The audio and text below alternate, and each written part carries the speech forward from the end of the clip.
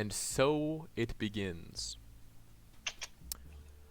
Where we last left off, the three of you, Failsafe, Slugger, and Tenebris, were progressing down into this mysterious cellar behind this temple you found in the Fallen district of Lower Dura. Would any of you care to give us a quick refresher as to the events leading up to this? Alright, I believe I did it last episode, so... No, you didn't. Actually, Nate did it last episode, and actually, you did it the episode before that, so it's actually Jonah's turn. Crap. Do I have to be in character? If you would like to be. Alright, might as well, because then if I mess up, it's in character. So, where should I start, DM? Just kind of what was going on before to what you were doing. What has led you to this cellar? Why are you here? What's going on? Last time on Avatar. Brain dog. Previously on Avatar. Go. There's a brain dog who ate Vezua's brain. And we were looking for it to get Vezua's brain back. And then we got into a fight and the brain popped out again. And then we found out that there's some stuff going on underground. And we were hired to get the brain dog back so we can finish our sentence, right? And so we're going around and we found these goblin things. It was in one goblin, but it had two goblins. Goblin times two, if you will. And it's real freaky, and this guy over here one-shot it in the face with a bow. But now there's a temple with these tentacly dragon face on the door, and we're supposed to go under it and kill whatever abominations are in there, I suppose. Did I miss anything? Nope, that was very good. Thank you very much. Thank you very much. All right.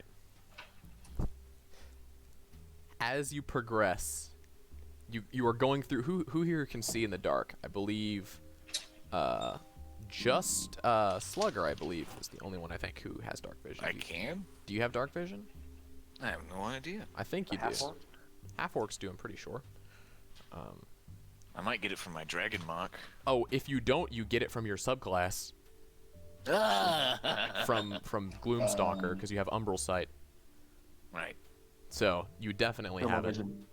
I cannot. Yeah, and I don't think Failsafe can either. Okay, so you guys, you open the cellar and you progress down these stairs. The stairs are made of stone, and they progress just like super far. And even for those of you that do have dark vision, the stairs go down far enough to where you can't see the bottom of them, right? Because like even if you have dark vision, it only goes out to 60 feet, and these stairs are much longer than that. As soon as you get in here, you can feel kind of this moisture, and the temperature drops a few degrees as it's kind of like cold and damp down here. You might even call it dank cellar. Dank cellar. Dank cellar indeed. So you begin to descend the steps, and as you're nearing the bottom,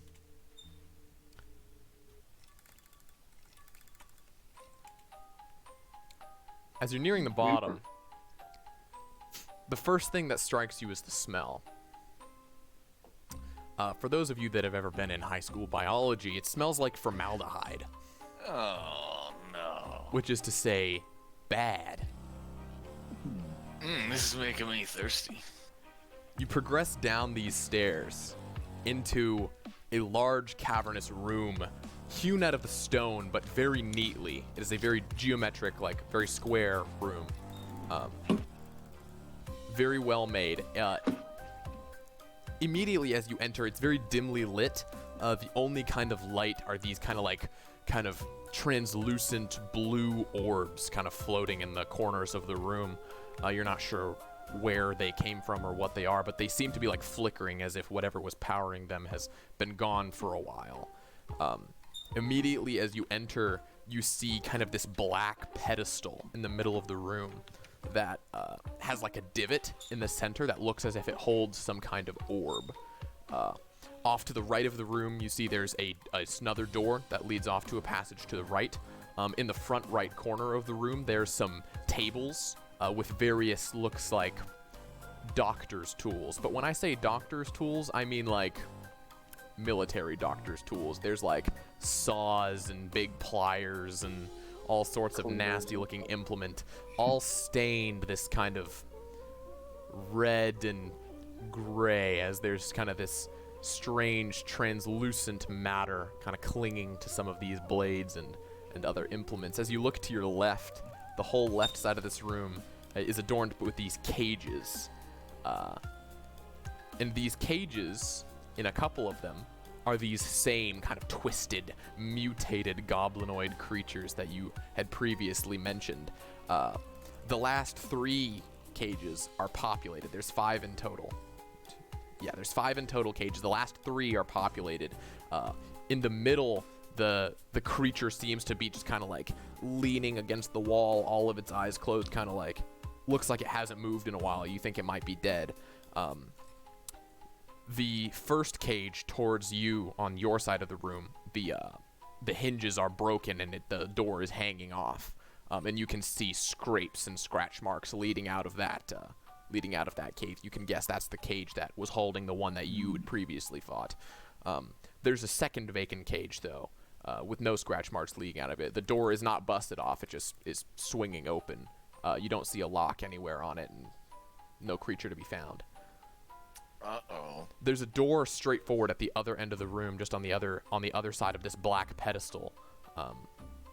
What do you want to do? Well, this is certainly where that thing came from. I say, gesturing over to the open cage. Is the material on the doctor's tools fresh? It doesn't look to be. I'm gonna check out the cage and see if I can see any footprints or trails. Oh, the open cage that doesn't have anything in it? Yeah. Yeah, go ahead and roll a survival check. Remember, you get a D4 from your dragon mark. Ah, yes. Hey. And whatever other mad bonuses to this you have. Oh, wow. Yeah, I'm gonna need a calculator for this one. Ranger go brr. Let's see. So that's 11 plus 4 plus 6. 21. 21. You look around, and you look inside this cage. You could guess by looking at the other cages that this creature probably wasn't wearing any shoes. It also, in this cage at least, doesn't look to see as if there had been any weapons in this cage. And the floors are all solid stone. So there's no scraping or scratch marks along the ground, and it's not really like there's footprints or anything to follow. So How dusty is it in here? how dusty is it? It is a little bit dusty, and you can see the faintest traces of what could have been like somebody dragging their feet towards the door on the other end of the room. Ah. Deeper. Yeah, It's going also deeper kind of into damp the lab. in here, right? It is very damp in here, yeah. Okay. Very wet. Actually, with that Moist. survival check, I will also let you in on this. You can smell something from the corridor to the right. Like immediately after you enter this room, there's a very strong smell coming from the right-hand corridor. What does it smell like? You'd be very familiar with this smell from your time in the war. Poop. To put Blood. it simply, it smells like death. Poop and blood. Smells like rotting bodies. I think we got a stiff over here. Well, can the rest of us smell that too? It's That- kind of that's it's stench decently strong far enough. away. And like it's kind of damp, and like the formaldehyde smell is so strong in here that you could maybe detect like whiffs of it, but you wouldn't be able to detect it as strongly as Jonah would. Okay. Got a good sniffer. Well, I'm gonna draw my combat knives and like prod the door open. I will. which go door? forward, but Rapier. The stanky one. Oh, the stanky door? Okay. So you prod that one open, and there's kind of like a zigzag corridor where it goes straight for a little bit, and then to the right a little bit, and then straight back into the room. You could guess they zigzagged it to maybe help with the smell a little bit, so there's not just like a straight smell. As you go through this corridor to the end, you come into a room that you did not want to come into. As you enter, there's kind of just a mound in the middle of the room of misshapen, discarded body parts of various creatures, goblins, other small humanoids perhaps. You see arms and legs and a few dismembered torsos. You see a head in the corner. It's real stanky. Gnarly. Very gnarly. Well, I'm gonna. There's a label look. over the door that says waste. Ah, Okay, but nothing but the bodies on the floor. I would like to peep around, see if there's any other clues. In the waste room? Yeah, see if there's like maybe a symbol or something someone left behind. Try to figure out what this place was. Go ahead and roll an investigation check. Okay. Ooh. Okay, that's just a normal +1. 18. 18. You can very clearly tell that this room is exactly what the sign over the door says it is. This is where they put all the waste. You could tell Well, I'm gonna based get out on of there. based on looking at the other creatures in the room, you could gather that those creatures are created by the combination of other creatures, which leaves some leftover product, and this is the room where they disposed of the leftover product. I'm gonna cover my nose and go over to this pile, prod at it with my sword, just make sure they're all dead. Or Yeah, nothing All the nothing pieces appears are to be still on. nothing appears to be wrong. I'm gonna grab one of the legs and I'm gonna waggle it at Tenebris. Say, "What's the matter? You hungry?" not for this. Not for this stuff. I chuck it behind me and it splatters against the wall. So I turn in my boot and I Back to start the main getting out of room. there. I will say Yeah. I forgot something on the main room. There is one other door, all the way at the end on the right. So like you guys are at the back of the room on the right. There's a door into the waste room corridor. There is one more door on the front of the room to the right. And there's also one straight ahead. Straight ahead, yes. Well, which will it be? Hopefully nothing else like that place. Would the trail have led me to one of the doors? The trail from the cage would have led you through the straightforward door. Well, whatever busted out of that thing went through there. Upon further, are you moving closer towards the straightforward door? Upon further investigation of the straightforward door, you would see that this door appears to be made out of some. It is just purely black. It is a purely black door. It appears to be made out of some kind of obsidian. That has a dragon's head carved into it with these two like translucent gemstones for eyes. My soldier's intuition is saying we should check the other door before we go through this one. Might pick up something that's a bit more helpful. Well, if you say so. So I'm gonna prod the other door open. The other one is like rusted shut almost. There's like an iron kind of, but like it's hard, but you can kind of grind it open. Again, this place does not look like it's been used in a while. So you kind of prod this door open, and you come face to face. Let me double check my notes to make sure this is the right room. Minotaur skeleton? Minotaur skeleton. You know I love those. You know I love Please, me. have mercy. You Have know I mercy love me on my Minotaur skeletons. No, this room is much too small for that, unfortunately. Okay, yes.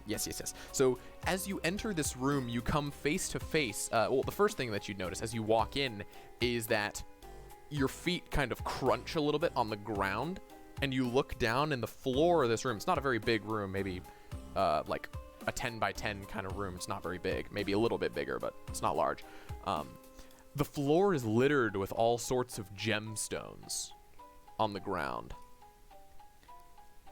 Just precious gems of all shapes and sizes littered all over the floor. And as you look straight forward, there's kind of this statue, so kind of just like head bowed, looking forward with hands cupped together in kind of like a praying hands gesture.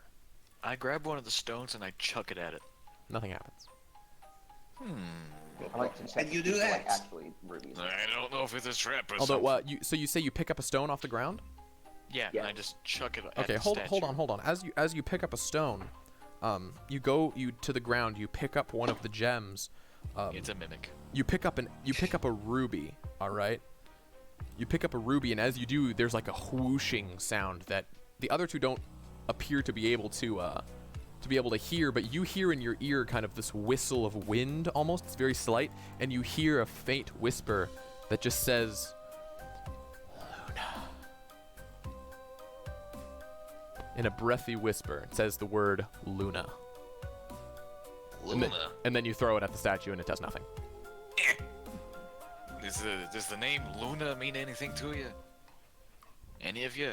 Did you hear that? I don't think so. Uh, Well, anyway, I this think. place is giving me bad vibes. Well, you're an attempt to avoid the traps that you're all looking for. If anyone else is down here, I think they know we're here now. The only thing in this room is the gemstones and the statue. Yeah, would you like to take a closer look at those gemstones to get more specifically what they are? Well, Are they they just actually, talked what they to are? us. Yeah, there is a specific like types of gemstones on the floor. So the types of stones, somebody want to like just look at the stones? Yeah. Okay. I want to see if they're real and see what they are. Yeah. Okay. Seeing if they're real is a good idea. There are an assortment of stones. There are jades, sapphires, onyxes, amethysts, ambers, citrines, garnets, quartz. Did I say rubies already? Okay, then rubies also. And I think that's it. Ruby, sapphire, amethyst, jade, Man. onyx, quartz, If we took all this, citrine, we'd be garnets. made. And they all seem real. And Go ahead and make an investigation check on the on one of the stones. What do you pick up? What stone do you pick up? Ruby. A ruby? Okay. You pick up a ruby, and as you do, you hear kind of a same. Only you who pick up the ruby can hear it. Kind of that whispering, breathy whisper that says. Let me see. What does it say? It says, "Lowen." Say that again. Lowen. Luna and Lowen. Oh, I have an idea. Hey, failsafe, you seem to get the biggest mitts here. Try to cup up as many of these as you can and put it in the hands of the statue. You can't. The statue's hands are closed. They are cupped. Oh. They are cupped and like together, as if she's like praying. Oh, gotcha. Good thought, but the statue's hands are closed.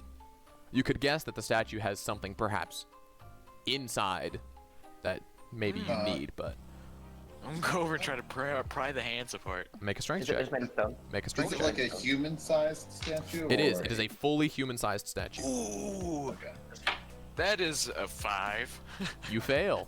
You pry and pry as best as you can, but it's a Just like stone hand stone. statue. punch I it shall really sponsor hard. it. You punch the statue In the hand. in So, the like, hand. Shatter it. Make an attack Like, roll. shatter it. Make an attack roll.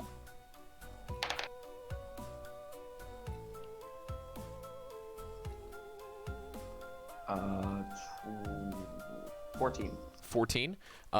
You pop the spikes out of your fist and go to slam against the hands of the statue, and it sparks as your hand bounces off. And the stone doesn't appear to have taken any damage. Well, that's unusual. I'm gonna draw my knife. It is tried. a slightly blue tinted stone. I'm gonna try to jiggle my knife in between its hands and see if I can use that as leverage. Okay. Make a strength check with Be advantage. careful not to bend your knife. Alright. Ooh, it's a natural 20. Natural 20. You successfully avoid breaking your knife, but the statue's hands don't move. You don't even get a peek inside or anything. No, you find as you might, but those hands are sealed up pretty tight. It's almost like the hands aren't separately carved, but that they're like both carved in the same piece of stone. Like the closer you look, it doesn't look like there is a seam in the hands that you could Gotcha. pry apart. I have a feeling that this thing don't move. Truly, you have a That's- dizzying intellect. There's I no know, other. it creates its own gravity. There's no other exit to this room that visible at least. Nope, This is, like, nothing is in this clearly room, but purposeful. all those gemstones on the floor. All I those. start pushing on the statue, see if I can slide it across the floor. Make a strength check. There's a lot of gems on the floor. Ooh. 11. The statue does not move. Hey, fail safe. Give me a hand with this. Down here, up here, down here. I help him shove it. Make a strength check with advantage, Jonah. Yay! I am a big burly boy. I kid you not. It's another nat 20. And I kid you not, the statue does not move. Ah! I like to pick up one of each of the kinds of stones. One of each of the kinds of stones? Oh. In what order? Oh, Oh, it's one of these? No, Alphabetical. no, it's not one of those, but I just need to know. the Order of the Rainbow. The Order of the Rainbow? Oh my gosh. Yes. So that would be, But there's garnets and rubies. yeah, we're gonna say you pick up, actually, as you look around, I will just say as you're going to like sift through the stones to pick one of each, what's your intelligence, Nate? It's like 13, isn't it? That's +1. Okay, you would notice then, as you're sifting through these stones, that there is not an equal number of all of these stones. Okay? And go ahead and roll me an investigation check, actually. 5. 5? Alright. I help you roll with advantage. Jonah sees you sifting through these stones and attempts to go down and also start sifting through them, so roll again, Nate. Floor roll. Floor roll. Doesn't count. Doesn't count. Doesn't count. Ooh, it was a I crit. hear Too. the ding. That was a crit too. 12. 12? Better. You would notice that there is a lot of jade on the floor here. Like, there's a lot of jade here. You would notice that there's only one quartz. There's a singular quartz stone on the floor. So it's kind of easy to pick it out. Once you've been sifting through, you're like, wait, there's just like this one clear quartz crystal and then like a whole pile of jade over here. Because quartz is not like the most expensive gemstone, so you'd expect there to be more of it. But there's a singular quartz crystal. Do you pick up the quartz, or do you, okay? So as you go to pick it up, you hear one of those whispers in your ear that says, "Antonio." Antonio. The name. Yes, the name Antonio. Is he Italian? Mamma mia. Is the voice Italian? The rock's doing something? Do you want to make an Arcana check and figure it out? Well, I haven't heard them yet, so I'm asking You- these two Hey, people. pick up the magical talking rocks. The rocks talk. Yeah. I've seen weird things. Surprisingly, they do. Do you pick Yeah, one up? out of all the people to question me, you. So, Mister, I'm looking for something and it's great because it's so good. yes. He makes a fair point. Did Failsafe, did he pick up the quartz? He Or pick did. up the- He did pick up a quartz. He's Okay. also somebody's picked up a ruby. I think 2 people have picked up rubies. Is Actually. there picked up a ruby. an emerald? There is not. All right, let's There's a see. sapphire. There's an amethyst. There's no emerald. I'll grab the sapphire. All right. As you pick up a sapphire, you hear a whisper in Uh-oh. your ear that says, "Martha." Martha?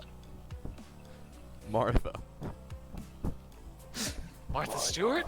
Why did you say that name? What? Martha. It's the rock. Saint Martha. Yep. Mine said Luna. This one said Antonio. There was a second emerald that somebody picked up also that said Lowen. Wait a minute. I pick up a different sapphire. A different sapphire. Ooh. As you pick up another one, Is it another M name? it whispers to you and says, Medea. Yep, it's another M name. They work with the alphabet.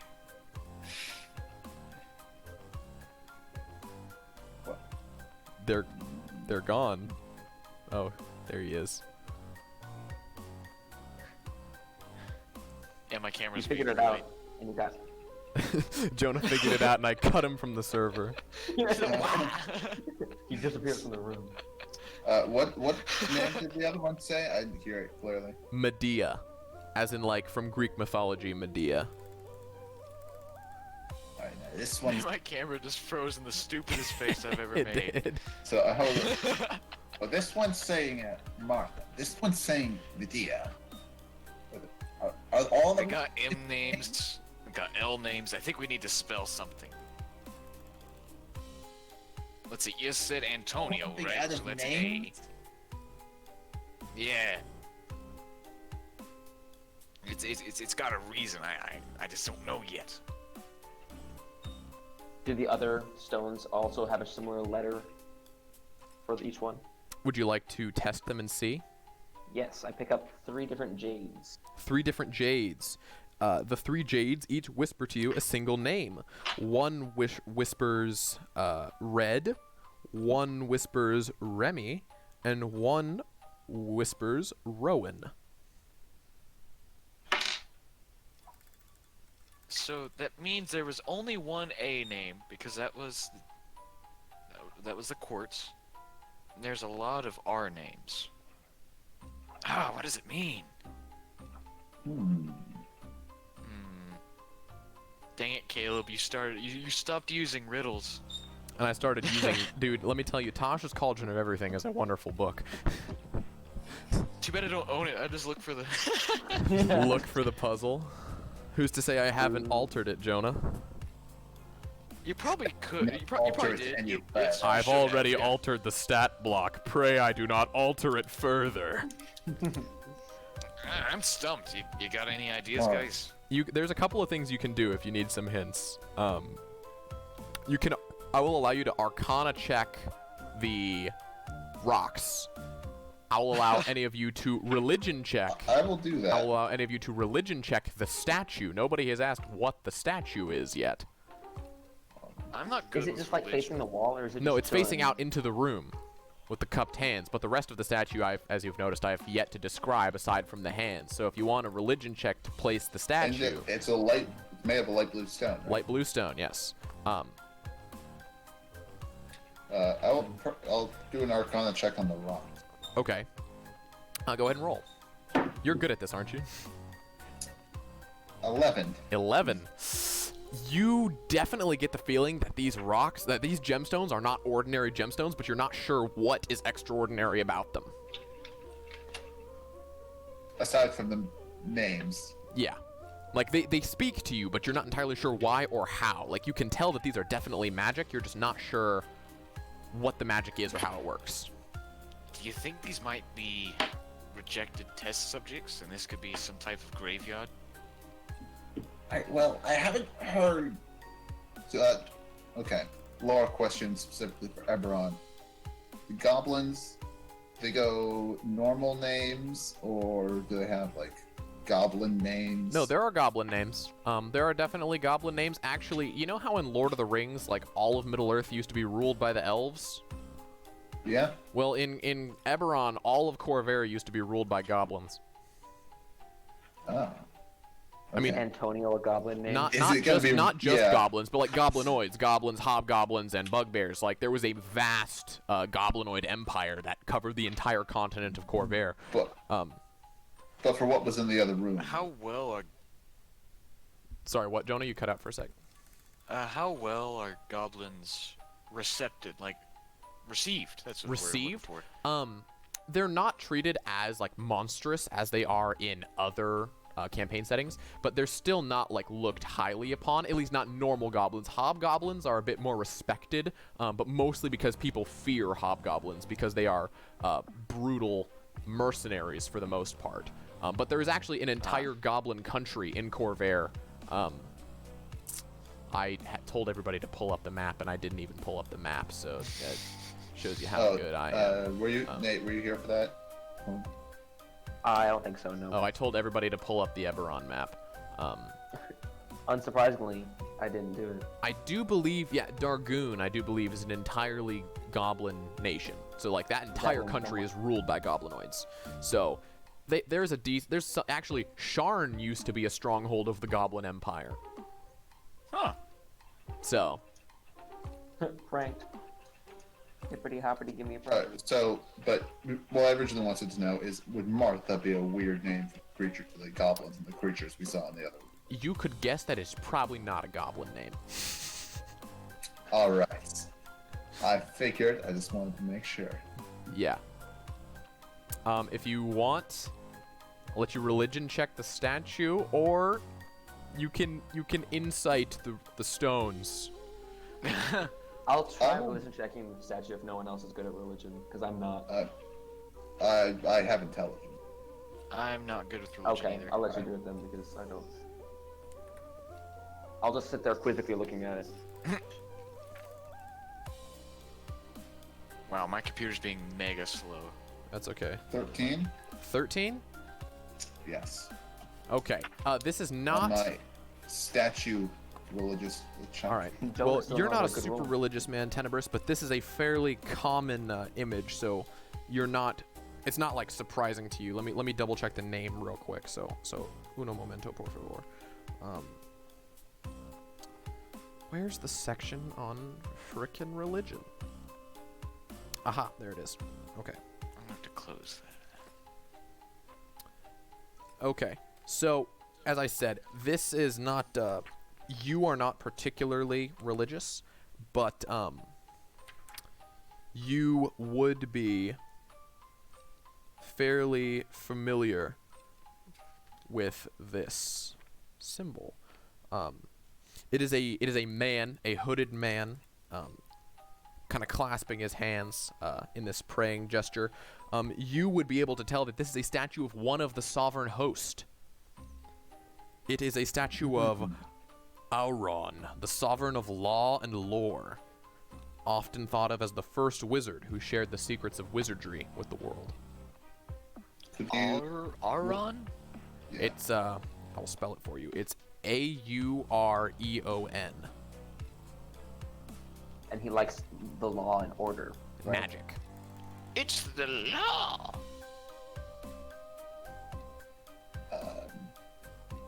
I share his name with the rest of the party. So, I think this is that Aron fellow. Never heard of him. Yeah, so you would know that Auron, actually, Jonah, you would have heard of him because the sovereign host is the most common religion in Sharn. Oops. And you fought in the war, so there would have been a decent amount of people, especially since you were fighting against Thrain, and Thrain is very fervent in their belief in the Silver Flame. So you would know at least a few people in your army that would have been worshippers of the sovereign host, because it's kind of like the default religion. Like, if you don't have a different religion that you follow in Eberron, you just follow the host.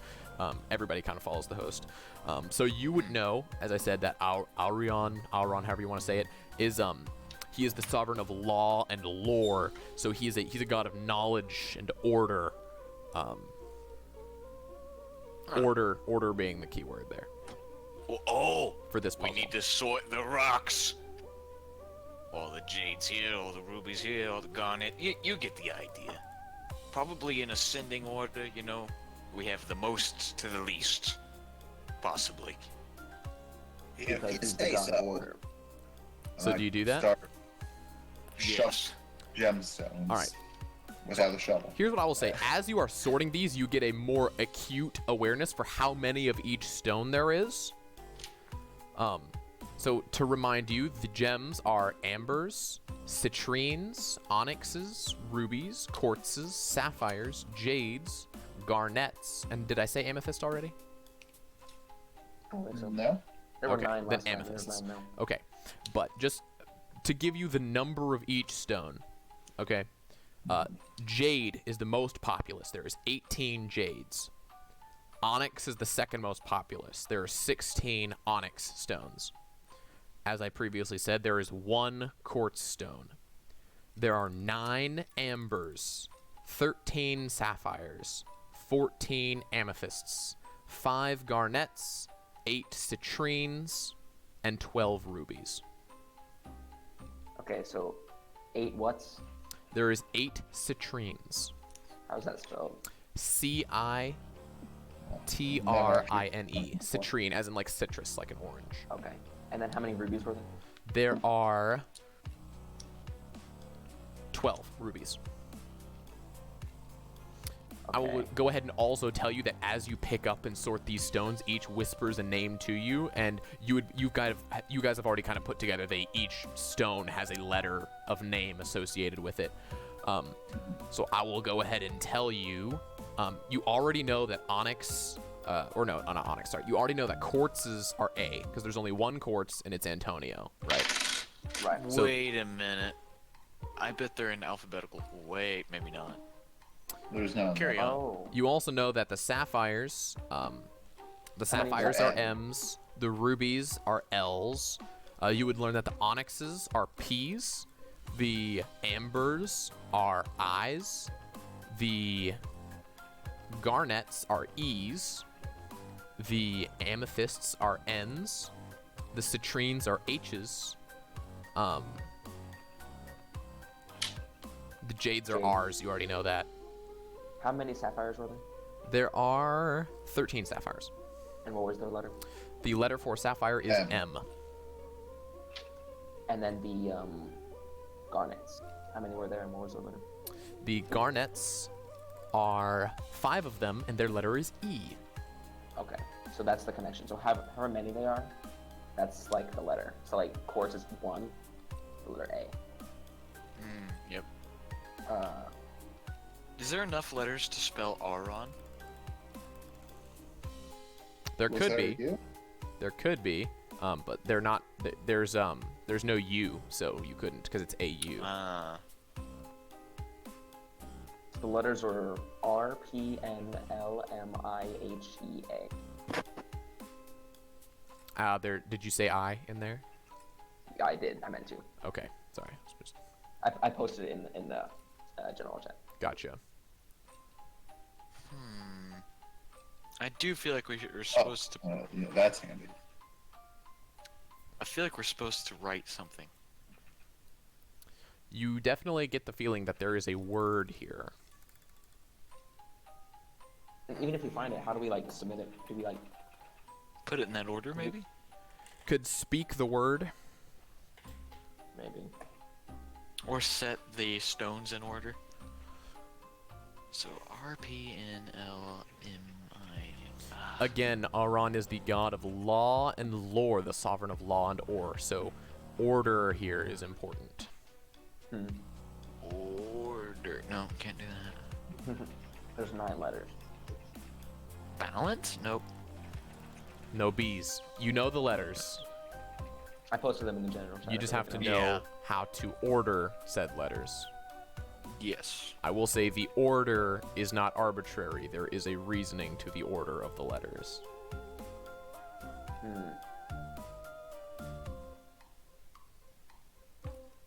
Befitting of the sovereign of law and lore and order.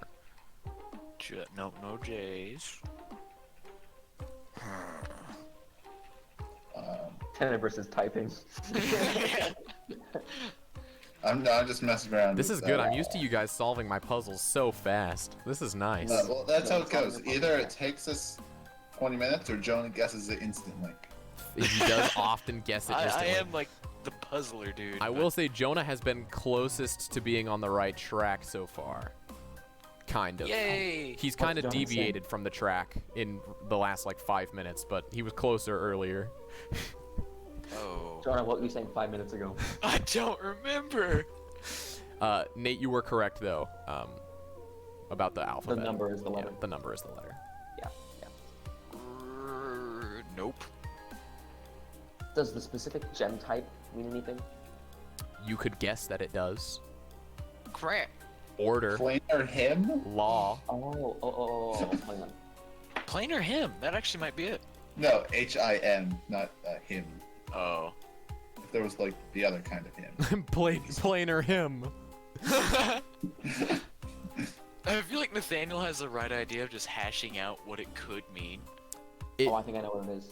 What is it? Okay, I'm doing it. Hang on. And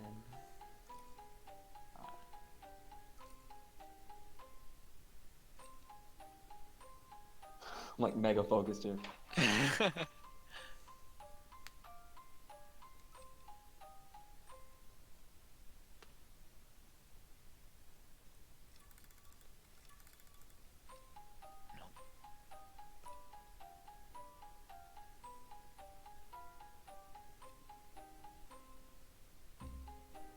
Do we have to use all the letters, you think? Yes, you do have to use all the letters. Okay. It'd be a bad puzzle if they threw you in fake letters there. Do the letters ever repeat?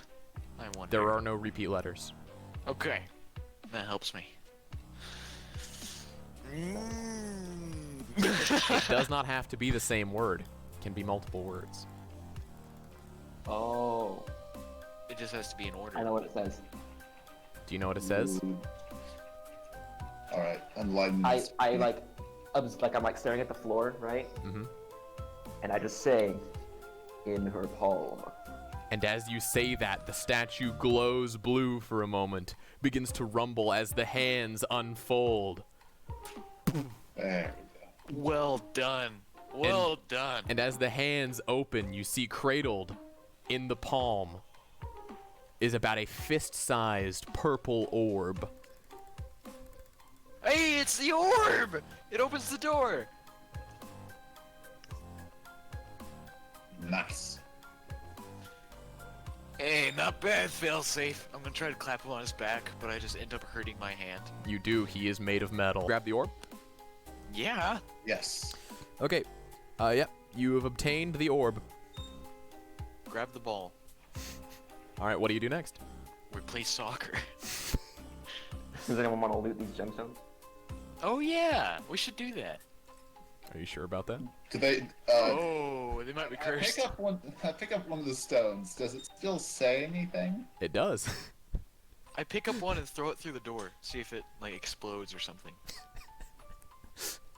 So you throw it through the door, and it clatters to the ground. And you start to hear some more clattering. Some clattering Uh-oh. and some rattling. Oh no! And a have you skeleton done? walks through the door. crap! And its Oh, it skull is like a begins graveyard. its skull begins I to told you not chatter, to be so loud. and you hear it whisper, "Martha." And it goes to attack you. Roll initiative. Nice one, Jonah. I guess it was kind of my fault, but not really. Wait, how many can we physically fight at once? No, it's just the one skeleton at the moment. I have Yeah, a feeling but that in these crystals are a theory. skeleton. Like I said before, graveyard. Okay, what was your initiative? I got 17. 10, 17, and Nathaniel? 21. Okay, yeah. So Tenebris, you're first. The skeleton moves last. Yeah, it's not gonna live long. Is Slugger within 5 feet? Of No. Skeleton? He is not, because he threw it out of the room, and then it walked back in. So, Oh. There it was. That was the pig screech. I heard it in the music.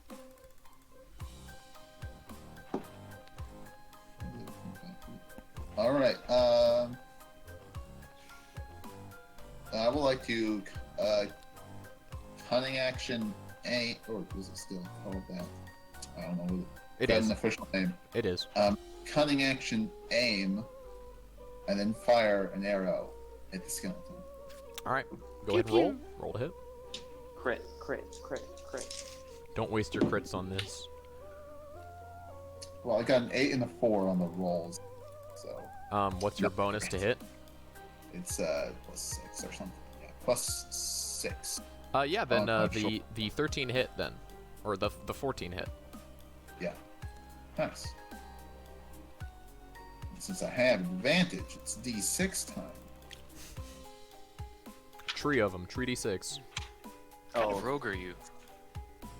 Arcane Trickster. Ah. a secret spooky kind. That was magic. Who's a homebrew rogue? Is it really? No, he's an arcane trickster. Plus 4 12. 12 damage. 12 damage. You fire the arrow. You react faster than anybody else. You're very jumpy. Kind of this whole place has kind of set you on edge, and you're a criminal. You're generally pretty jumpy. So this thing rattles in. You turn around, draw, and fire an arrow, and it lands straight into the skull of the skeleton, who kind of like leans back for a second as this arrow has like cracked straight through its skull, and it like stumbles back, and then stops and rears forward and is like as it like rattles angrily at you. Ah. It does not look Alright. good though. Its skull is like cracked, and the cracks are kind of like spreading out across the skull. Like So- that did a lot of damage. So like the arrow's still in its head though. Mm-hmm. All right, guys. I just did the quick I just math. want to like briskly walk towards him and just whack him with the morning star right on the arrow and like All right, go ahead, roll a hit. like 21 or something. Yeah, no, you hit. 21 or something. Is it above a 13? It's higher than 14. Then you hit. Come on, Nate. You know undead AC is bad. It's bad, and their immunities and like vulnerabilities are rough too. So it's gonna be 9 damage, and if it's a skeleton, I'm assuming that's gonna get. Oh yeah, no, it dies. It dies definitely. You kind of just like crush through all of the bones. I just like walk firmly towards it and just go. Cool. Yeah, Nate, it must have been rough for you running a campaign based around undead for me playing a monk. Yeah, radiant damage, dude. We had a Lucky. paladin, a cleric, and a monk in the party. Ouch. That's a Let's pretty. just say I saw some of their health, okay? Oh yeah, no, definitely. I'm like, 'cause if skeletons are vulnerable to bludgeoning damage, dude, and then like radiant and cleric BS, yeah, Yeah. That had necrotic and radiant. yeah, that was And you whack. gave me the moon sword. I So didn't even. I just ran the quick math. We could, assuming every gem summons a skeleton, we could fight 95 more. Assuming there's also no other No. combat in this dungeon, and that every What? gem summons a skeleton. It's grinding time. I don't Gotta have get that 95 XP. more arrows. I think the next one would be a Tarask if we did that. No, it might not be a Tarask, but it might be a bigger skeleton. Let's not. You know, I you never know. suggest Ron you might be leave the the name of a gems where they friendly are. minotaur. Skeleton. Nate has very good experiences with those. My character always gets half killed by those stupid things. Okay. Only So, half. That's true. Just the He's last only been half. half dead. As fun as that was, I suggest we leave the gems where they are. Yeah. See, I told you if you kept throwing those things around, someone was gonna find us. No, he hasn't guess put you're two and right. two together yet that the gems literally summoned the skeleton. Anyways, you guys take the purple orb. Yeah. I think we put the Yes. ball in the hole, and that does the thing. It's like any sports ever. You play sports? Would I Yes. know what sports are? Yeah, no, you wouldn't. Anyways, do you put the ball in the What are thing? sports? Do you put it in the pedestal? All right, so you walk back to the main room and you set the purple orb into this black pedestal. And as you do, you look at that onyx, like obsidian black door, and those translucent dragon eyes that I was telling you about. They flash the same purple color as the orb. When you hear a bit of a rumble and a clicking sound, and you could guess that the door is now unlocked. Okay. Well, in we go. I opened the door. Okay. Down the rabbit hole. You open the door into a hall. The hall extends straight forward. There is a door at the end of the hall that is a similar kind of like black obsidian door with these dragon eyes on it, right? They are also a translucent color. This time, there's not like a pedestal. There's like a divot in the door that is about the same shape as that orb that you guys found. There's a Can you just door. grab the orb and bring it? There's a path to the left in this hall, and further down the hall, there's a path to the right. Hey, Tenebris. You got mage hands? You want me to grab the orb? Yeah, but I don't want anyone being on the other side, because that might close the door and we might get stuck. How far from is the pedestal from the door? Like 15 feet. So, here's my idea. Get your spooky magic hands and grab it and just lift it up. And if this starts closing, you just drop it back and it will open back up so we won't be trapped in here forever. All right. That's actually a pretty solid plan.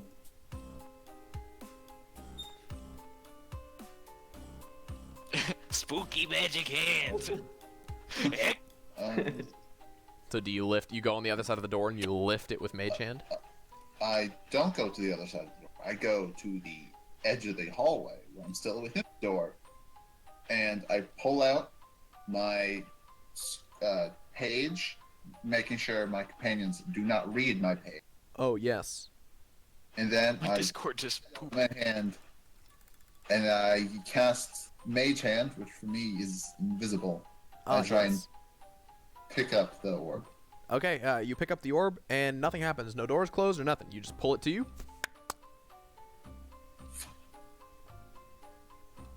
That was easier than it should have been.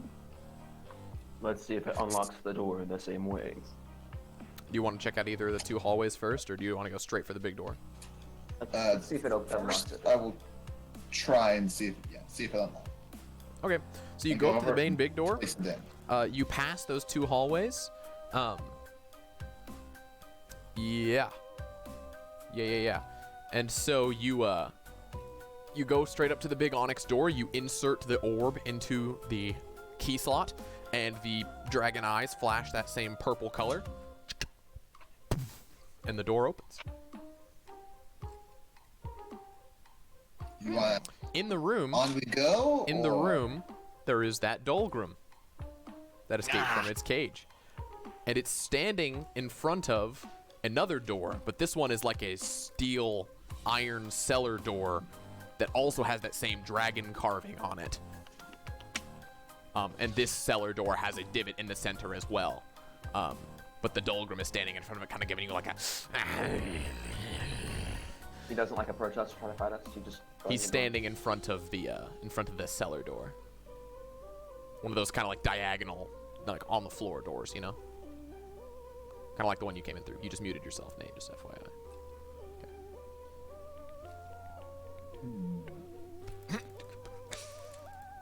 Well, you want to take care of him, or should we check out those other hallways? Maybe something to help us, or tell us what this place is. We should investigate the other hallways and find more useful tools to eliminate whatever's behind that door. You think there's something alive behind that? Well, It might not be alive, but it might not be happy. and hopefully, once we're through with it, it won't be alive much longer. Exactly. So there's a left and a right hallway. Hopefully Yes. he stays put. They're not like quite level. The left hallway is Towards closer the towards the thing. first room, and the right hallway is closer towards the second room. Oh yeah, what is the Goblin Square doing right now? He's standing in front of the door that is going like that diagonal door. He's standing in front of it, kind of snarling, and he's And- similar. Yeah, So he's sees just us, like standing he's guard. he's like not standing really- guard. Yeah, he's got a shield in one of his forearms. He's got actually a like a light crossbow in two of his arms. Like his two top arms have a light crossbow, and he has like just like a broken haft of what would have been a much larger spear, but he's kind of holding it as like a small jabbing implement. You could guess that it maybe once was a much longer weapon, but the haft is kind of broken and the tip is very rusty, and he's standing guard with that.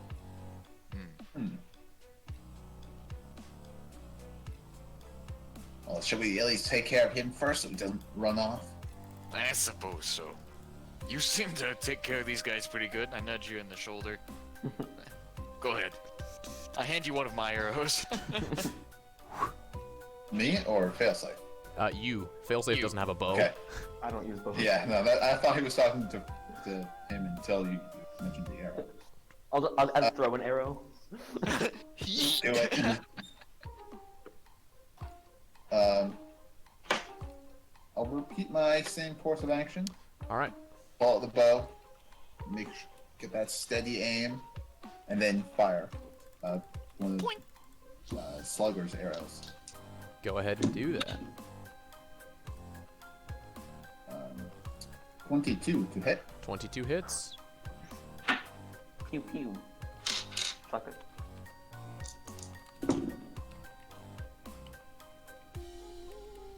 16 damage. So 16 damage. Yes. Cool Six it. of- Cool a it one there, plus bucko.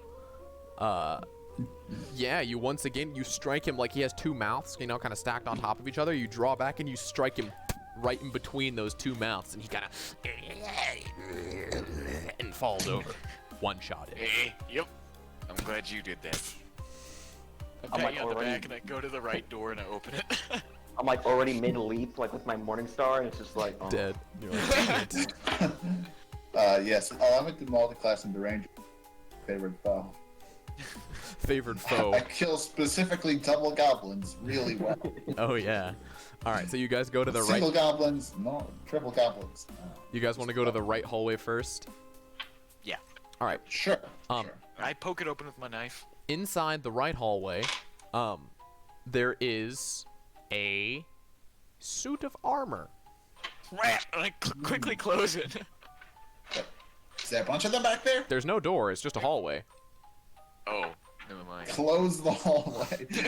Nope! you dig your hand into the wall, pull out a boulder. There's a suit of armor standing right behind one of those black pedestals. This pedestal has a steely gray orb on it, the same size as that purple one. Is this the helmed horror? It's a normal suit of medieval armor. Is it like on a stand, or is it just chilling like a normal person? It's kind of like on a rack, yeah, but it's like holding Okay. it's like holding the sword like on the ground, you know, and it's like I set up pick a like rock. it's set up like a decorative armor, but it's standing right behind this pedestal. I I pick approach up- it slowly. Wait, hang on. I grab a rock from the sole of my boot and chuck it at it. You knock over the statue. Oh. I You know, approach I it don't think slowly. Throwing rocks is always the answer. Hey, it's better a rock get exploded than one of us. I walk over to the that armor, part's debatable. and I go to grab Depends a on the sword rock, from it. really. You go to grab the sword. Yes.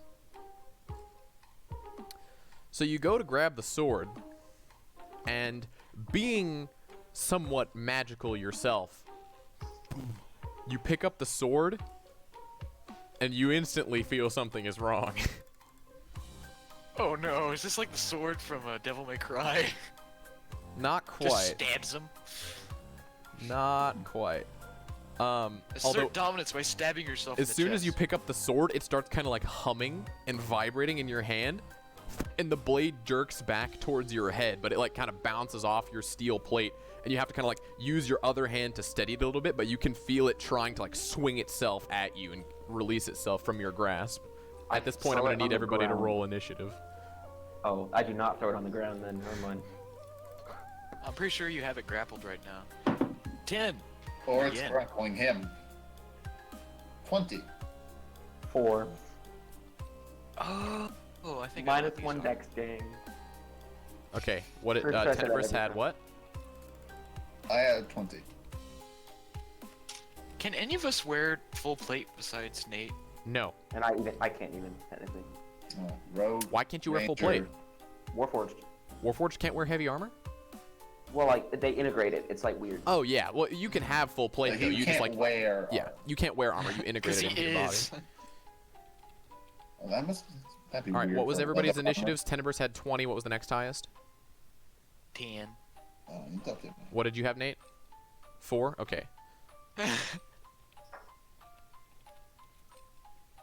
Get minus 1 dex, they said. It'll be fine, they said. High strength is better, they said. Okay, so top of the round would be Tenebris. You see Failsafe kind of like holding this vibrating sword that's trying to swing itself at his head. So he has to keep like moving his head as it's trying to stab him while he's holding it. This is pretty Scooby-Doo, not gonna lie. I was thinking the same thing. What are you gonna I do? want- Stab the sword? Yes. No. I handed one of my arrows and say, you know what to do. Don't shoot me. You'll be fine. Don't live. Unless I crit, in which case you'll probably live. I draw the rapier. I run over. I want to try and Stab the Is sword. it kind of? Well, is it still trying to swing at him? Yeah. I want to like hold the rapier like that and just get in between. Oh, and try to like push it away. Yeah, push it. I don't know what you want me to do for that. And go ahead and make a strength check. Oh yes, that was a mistake. If you have athletics, you can apply that here. Oh, I should have been doing this. I'm good at strength and athletics. You don't have a sword though. All right, I have Natural, 2 short swords. Natural 20. but -1. So 19. Yes. What if I told you that was still good enough? That'd be good. It was a nat 20. This is a Nat strong- 20 does not on skill checks. It just means you get the best Oh, yeah, possible 'cause- outcome. right. It means you get the best We are in possible combat, outcome. but I'm not doing combat. Yeah, so you are able to interpose your rapier between Failsafe's head and this blade. The blade kind of like hits against your rapier, and you just like push it back, kind of staggering Failsafe towards you with you, and you kind of like press the blade up against the wall a little bit. Wait, Tenebrous, put the ball in the thing. Maybe we'll go to sleep or something. No, the pedestal I in have the the ball. pedestal in this room is filled with a ball of its own. It's a steely gray orb. Oh, I punch it. Punch the orb. I left the ball back there. I gesture down the hallway. Next up is the sword, actually, I do believe. Yeah, Oh, sword yes. turn. Mercy on me. I will count the sword as grappled. So, the sword is going to attack Tenebrous with a disadvantage. It looks like I'm just attacking him. I rolled a 19 and a 20. You are so lucky. All right. It's not a very strong sword, luckily. It is just a sword. You take 5 points of slashing damage as the sword is momentarily able to slip through your guard and try to like take a chunk out of your shoulder. You kind of dance out of the way, but it grazes you just like a little bit, just a small cut. Ouch. Not too big Keep of a a deal. grip on that thing. They grow up so fast, don't they? Next up is Slugger. I'm gonna run over to the pedestal and grab the ball and kind of like just book it, see if it makes the. Okay, so you makes the grab sword the go away. gray orb and run out of the room. Yeah. Okay, Like, so put you it in you the wouldn't socket. you wouldn't notice whether or not the sword went back to sleep then, because you run out of the room. But you grab the orb and run out of the room, and I'll just remove you from initiative then. Okay. And Once I put it in the socket, I'll be back. wait, what socket are you putting it in? Is there not like a indentation on the floor? There is, but we in the put the room other orb in in the it. room with the stairs. In the room at the end of the hall with the stairs, there's Oh. there's a socket on the iron door covering the It's like one of those cellar doors, but it's made of iron. Where we just killed the double goblin. The Dahlgrim, yeah, and you couldn't get there in Okay. one turn probably, but Okay. although it is the first round of combat, and you do have an extra 10 feet of movement on the first round of combat from Dread Ambusher, I do believe. So, I'm gonna try to put it where it needs to be and see Okay. if that turns it off. let me do some quick maths real quick. 5, 10, 15, 20, 25, 30, 35, 40. You're not able to quite get there this turn, All right. but I'll be back, guys. yeah. Eventually. So Slugger just grabs the ball and luck. runs. Failsafe, it's your turn. You are holding playing this football. sword, and it is struggling. It's trying to kill you guys.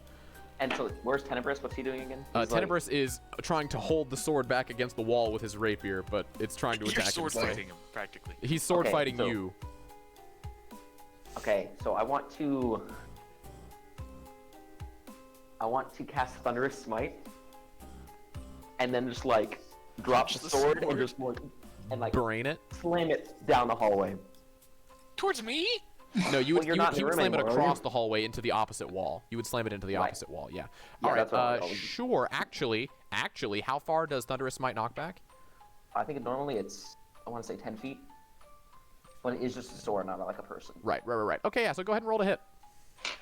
This better be a good roll, fellas. Nat That's a 19 plus something. Yeah, that hits. Go ahead. So what does the sword make? It makes a con save. Yeah. It's strength save. Strength save. So Kinda it's not great at strength those. does It a probably sword fails. have? What's your save DC? Big It'll muscle. be 12, right? Yeah. if No, it's it against my fails. charisma, then- It fails. So it's gonna take what? So what? The D8 and then plus 2d6. A D8, 2d6, and you have dueling in what? 18 strength. 16 strength. 16. So Okay. plus Well, five. this is gonna be a meefy. It's gonna be a meefy hit for sure. So that's 7 plus 5, so it's 12 bludgeon. Is your? And I thought your four morning star was thunder. piercing. Just out of curiosity. Is it? It could be. I'll I check. thought it was bludgeoning. Well, it was bludgeon against the skeleton. No, you just killed it. It had 1 health. Oh, Oh. fair enough. I thought it was bludgeon. Maces are bludgeon. Morning stars have spikes. Yeah, piercing. Piercing. Oh, okay, then sure. Yeah. Huh. Who would have thunk it? So how much piercing? That was 12 piercing. And then 2d6 with thunder. That was 4. So 16 total damage. Yes. And it's loud, by the way. And it's loud. Audible within 300 feet of me. Audible within 300 feet. I will say you punch it, and you immediately, like, you see the sword, like, get kind of cracked almost in some places, like, as the steel fractures.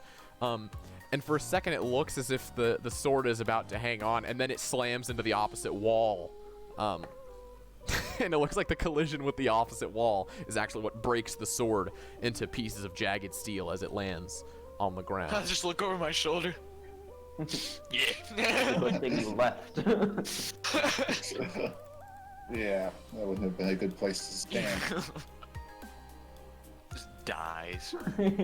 Goes So straight did- through my chest. Get pinned to the wall. Did the sword have the labyrinth symbol on it as well? Yes, it did. It's dead. Yeah, the sword is dead. You broke it. Hey, you should grab the ammo. We might be able to sell it. What kind of armor is it? It looks like ceremonial armor. Like it's decorative. Wear it anyway. It doesn't look to be like it's a nice decorative piece. It doesn't look like it would be like very useful as actual armor just because the steel, like it's not like very well made and it's like very thin. Like it looks really pretty. It's very shiny.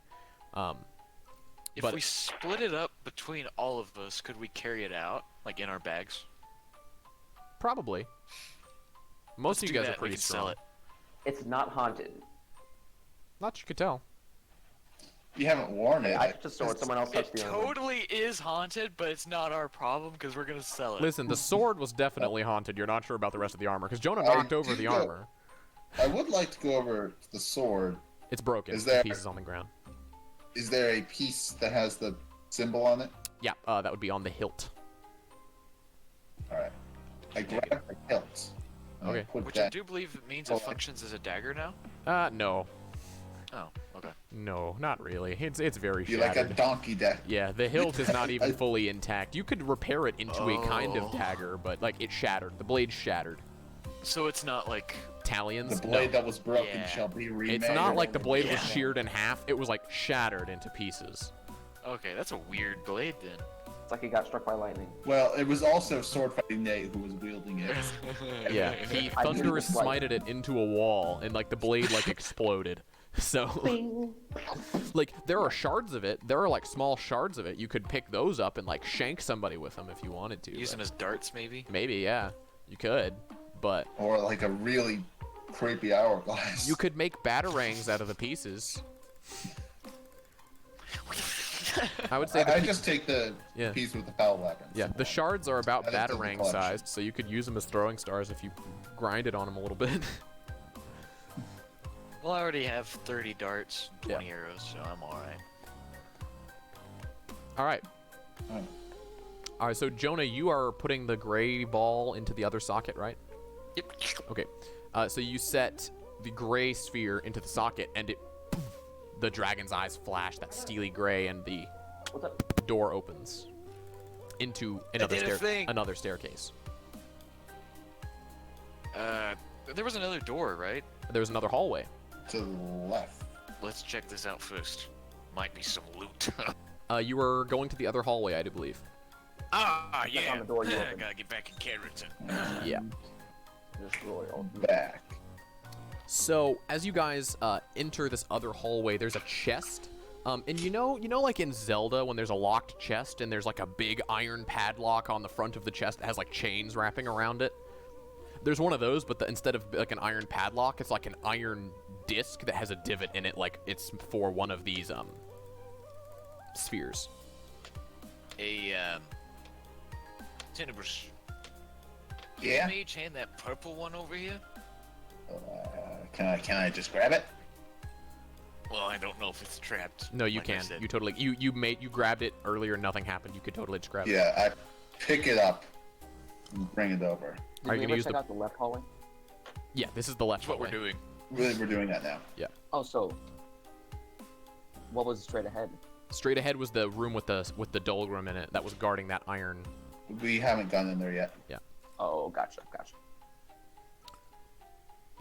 So are you gonna use the purple sphere or the gray sphere? Bring the purple sphere down the hallway. So which one? This one opened the other doors and just got that one. Let's try it. And if it doesn't work, we'll use the other one. Which one do you start with? Purple. Purple?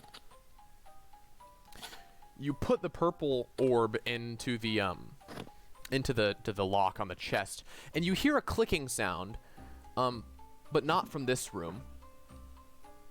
Followed by kind of like a creak, as if of hinges, and a Oh no. back from the main room. I peek my head around. 2 Dolgrims are walking into the hallway, coming in your direction. Oh I walk crap. towards them. It is at We this got point 4 of them now. initiative. No, 2 of them, 2 Dolgrims. Well, but they're 2 Oh, apiece. fair. Initiative though. 11. Uno momento. 17. Hold your initiatives. No. You rascally I don't rabbits, think I- you. 4. Again? So 3 for you, Again. Nate. No, it's 4. There's 5 now. Okay. So that's 5. Okay. 25 to 20. 15 to 19. 17. Nathaniel? 11.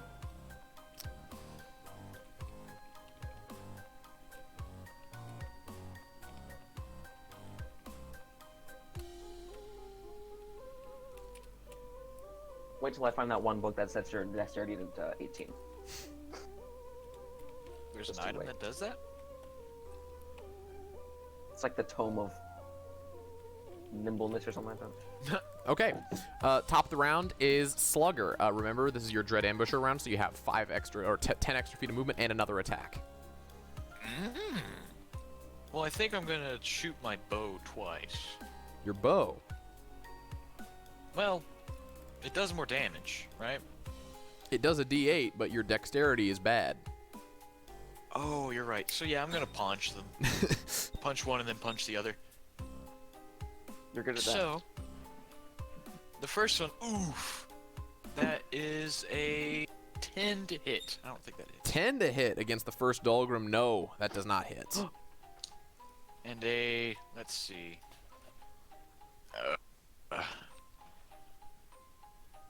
A 12? A 12 does not hit either, I don't think. Well, I'll use With- my with- extra movement to get away. They will get an attack of opportunity on you then. Then never mind. Next. Next up, I do believe, is Tenebris. Alright, I will go forward. Rapier in hand. And go for the one on Slugger's left, I suppose. All right. Just to confirm, he is within 5 feet, yes. He just punched. The rogue. Unless he has extending arms. That Whee! Not yet. we have Mr. Fantastic to have. Jonah's gonna get stilts and then put them on his hands. Or Dullism, you know, from Street 15 Fighter. to hit. Fighter. 15 just hits, that is their AC. Oh.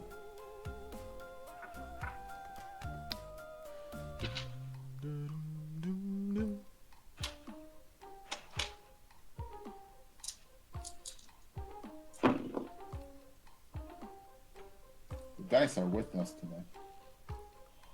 Rolled like 3 nat 20s. 20 slashing damage, or piercing damage. How do you want to do this?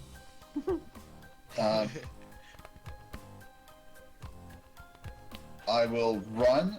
I assume Slugger's right. Mhm. So I get a run, duck under his left arm, and just stab up with the rapier, and then pull it down, and bonus action, disengage, like hop back. Okay. All right. So that's I have to roll around in my chair to that's show that. Dolgrim 1 down. So Dolgrim 2 goes. He will go ahead and attack Slugger because he's there. Yeah. Yeah. Nathaniel, why do you do so much damage? You just Rogue. one-shot everything. Rogue. Sneak attack. What's your Sneak AC? What's your attack, AC, no. Jonah? Eh? AC 16. 16. Okay. No, I didn't one-shot that guy. You would already.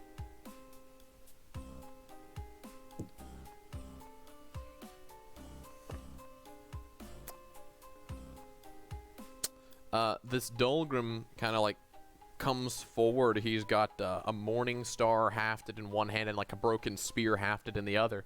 And he makes a swipe with his morning star, a stab with his spear, and another swipe with his morning star. But he's kind of slow and bad. You bob and weave like the champion boxer you are, weaving around his attacks effortlessly, reading his patterns. Yeah, so he misses 3 times. I'm gonna hit my gloves together. Say, come on, come on. Hey, come on, come on. All right, very nice. Multi-classes into Paladin spontaneously so he can smite with fist. All right.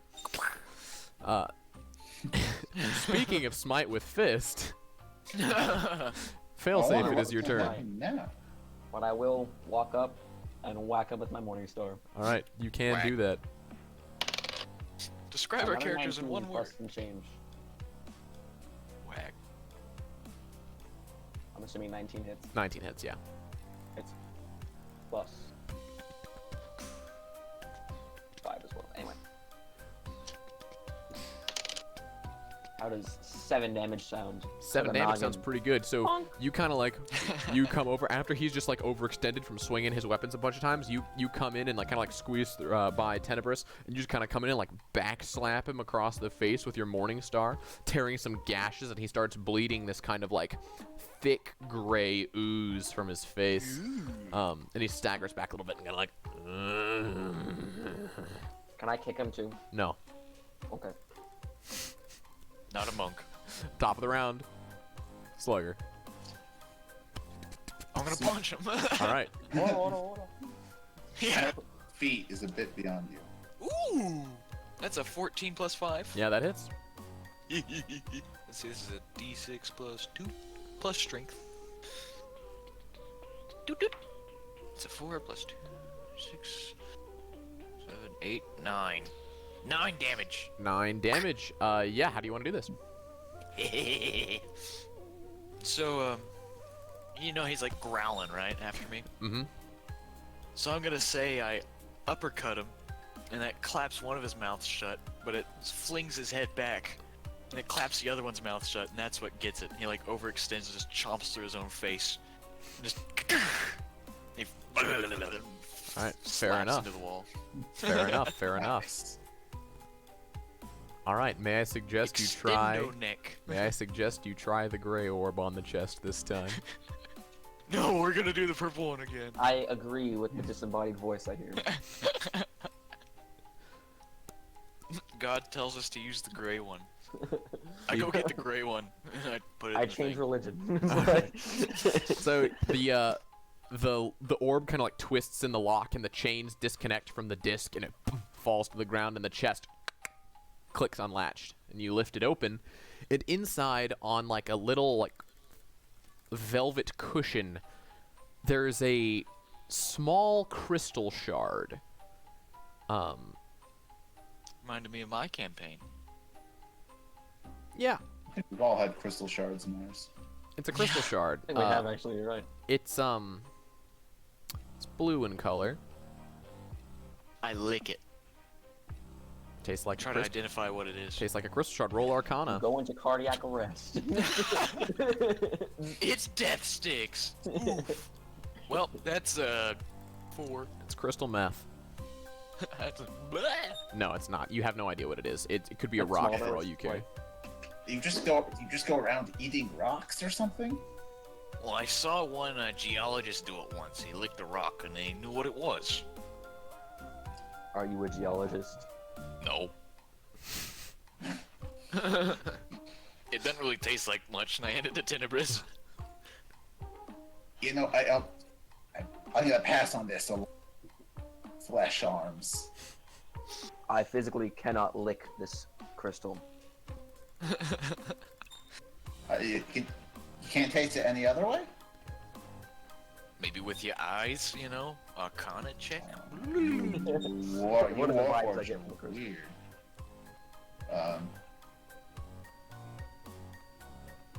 Does the crystal give magic?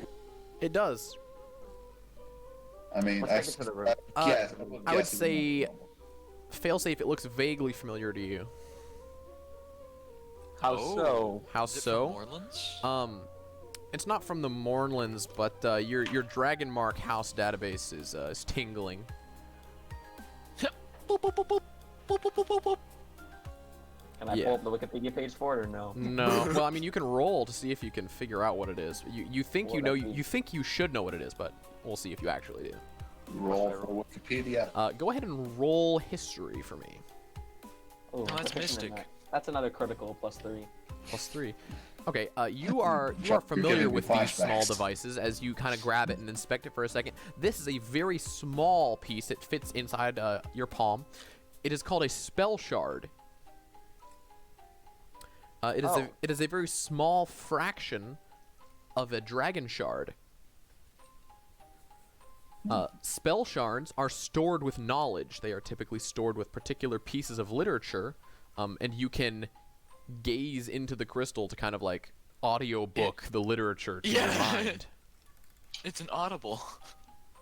If you were a wizard, you could use it as your spell book also, but Oh, I see. it does We have have no spellcasters. it is filled with knowledge. What's it about? Just It's an knowledge iPad. Or a Kindle. Yeah. So you want Is it to, just so full of- you kind of like concentrate and like close the crystal in your fist and think about it for a second. And as you kind of like let the information like wash into your mind, it's kind of garbled because there's a lot of different topics. Like there's like a whole like dictionary in here basically, and it's kind of just all coming at you at once. But it seems to do with the creation of these creatures, the Dolgrims. Oh! Now we know the name! It mentions others. I like the Dublins. But that's all I'm going to tell you unless you spend a little bit more time sifting through the book Okay. more specifically. So what is it? It seems to be a repository of information regarding What the now? summoning of these horrendous aberrations. Ugh. Does it say how? I like. No. Not gonna let you. No. Upon the brief survey of its contents, I have not determined the actual method of creation yet. You could surmise that it does tell you how, though. Yeah. Give We're gonna me have more to time. figure and that we'll find out out. later, because they have a bunch of the things, parts. the relics around here. I don't like that connection. All right. I believe there's only one door left for you guys to try. Now, I have the purple. Cellar. I think the purple one opens doors and the gray one opens loot. So you go to the So we should have them both, then, right? so Yeah, you go I to grabbed the the so you gray go one. to the room. It has that kind of like iron that iron like sealed door, right? It's a note that the other two doors that the purple orb opened were black onyx doors. And this is an iron like gray steel door with that No, no, same I- dragon carving I on think it. the steel orb opens the steel door. Yep. If my Now shove it RPG into the hole. sense is correct. You are correct. The steel orb does in fact open the steel door. So gray goes with gray and purple goes with black. For now. Logically, yes, of course. So I don't think whoever made this place was thinking very logically. You put it in there, and the dragon eyes flash, and it opens to another Yeah. set of stairs that descend If into you a make deeper creatures chamber. like that, and I gesture over to the goblins, you have to be smart at least one way. Or just really crazy and lucky. Same thing. Go through the door. Do you guys go down there? Yes. Uh-oh, music change. Boss fight? Oh. Oh, this is what you played for the brain dog, isn't it? No. As Not you guys brain descend, dogs. you come into a chamber. It's not exactly square. It has like these kind of diagonal flat corners, but it's like a kind of like a long hexagon, if that makes sense. No, it's not a hexagon. Yes. Octagon. It's a pentagon, or no, it's a heptagon, technically speaking. It has 7 sides. Oh. But like it's kind of like flat on both sides and long, and then there's like a flat end on the north and south sides that have like diagonal corners connecting to the long east and west walls. So you guys have come down, and as you come down here, there's kind of these like, they're not like torches exactly, but they're kind of like these glass bulbs that are filled with this diffuse kind of pinkish light. And as you're down here, you hear some more of that from some more Dolgrums that are down here. The Dolgrums, there's like 3 of them. They're kind of just like wandering around the center of the room. It's a rather large room that is sparsely lit. And towards the back of the room, there's a large steel container with cables on the top leading down. It looks like an elevator. And Hey, Tenebris. standing in front of the elevator, Oh, in no. front of the elevator, If you say Ogrepede, I'm leaving. is an Ogrepede. No, it's not. It's not the Ogrepede. It's not the Ogrepede. But you'll wish it was. Is it a Minotaur skeleton? No. Standing in front of this is this creature that looks like it could have been humanoid once. It has like a humanoid shape and stature, but it has no skin left. All you can see is kind of this like pinkish muscle and sinew coursing all It's a over titan. its body. It's human-sized, and it has these pointed ears that go straight back. It has sparse like dregs of gray hair left sticking to what was once its scalp, and the this kind of muscle-like tendrils of flesh kind of protrude from its shoulders, forming these 2 long tendrils as it kind of looks at you guys. I've seen a lot of weird things, but I've never. I don't like it. It is at this point that I would ask you to roll initiative. Have they seen us? Oh, That yeah. one. Oh yeah. Okay. All right. Guys, it's above a 4 this time. 25 to 20. Congratulations. 25 to 20. Anybody? I used up my good initiative rolls early. That's all right. Against the 15 to, skeleton. 15 to 19. 17. 10 to 15. 12.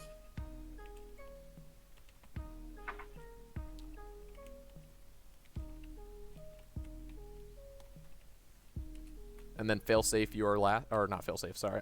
Slugger, what are you? Sorry, Force of Habit. 2? 2, very nice.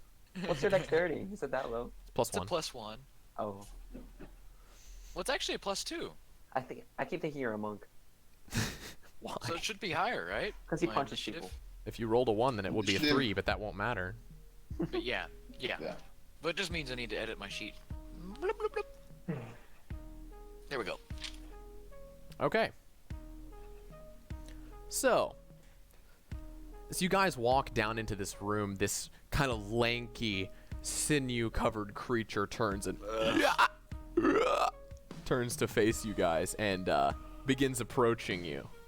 What was you guys' marching order like? Where? How are you just coming down in a threesome, like I think side we're by just side, like in a line in the hallway. Wide. Yeah. in a single file or wide? Wide, Wide. because we all just peeked in together. All right, who's in the middle then? Who is leading the descent? Probably me, because I can see in the dark. Fair, That would yeah. make sense. You And got I'm a on both tracker. sides. And you're a tracker. Yep. Okay. Oh yeah, are there lights in this room? That's Yes, it is dimly lit. fine. Okay.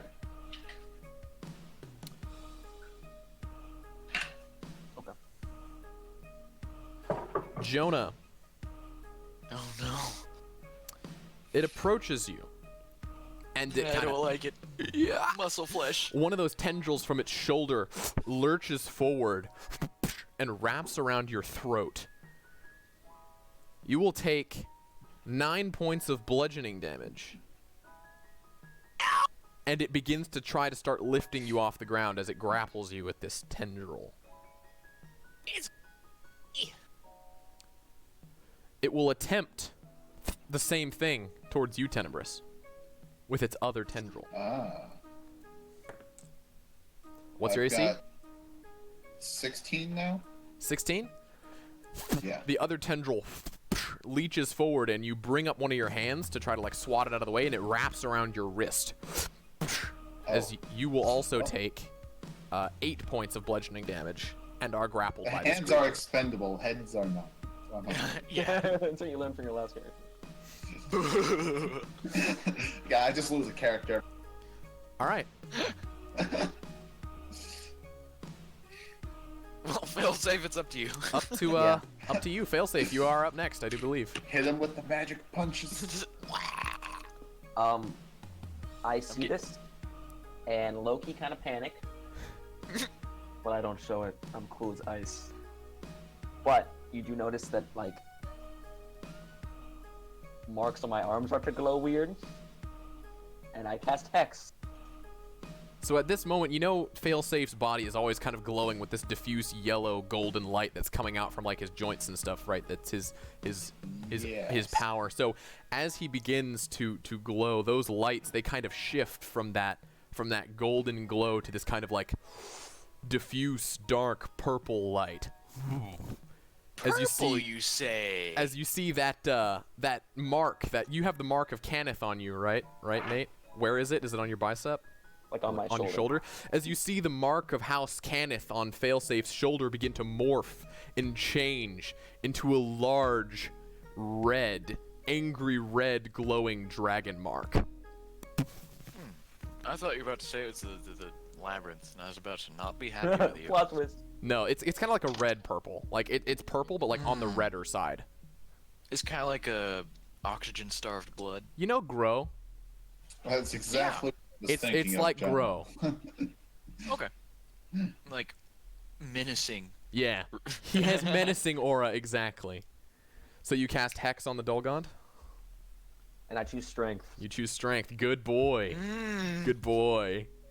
And then I go to pluck it up the chin with my Morningstar. with All right, my go ahead and roll to hit.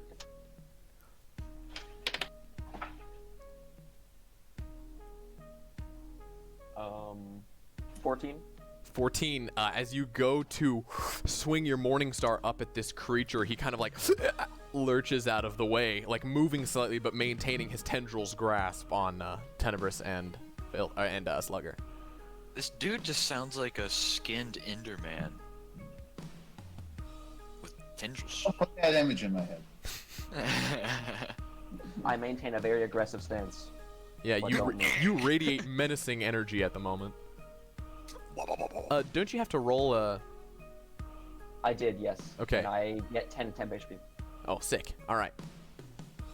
You What see are this kind of angry, like reddish purple light almost seems to invigorate Failsafe with extra strength and power. Like a mist. Just like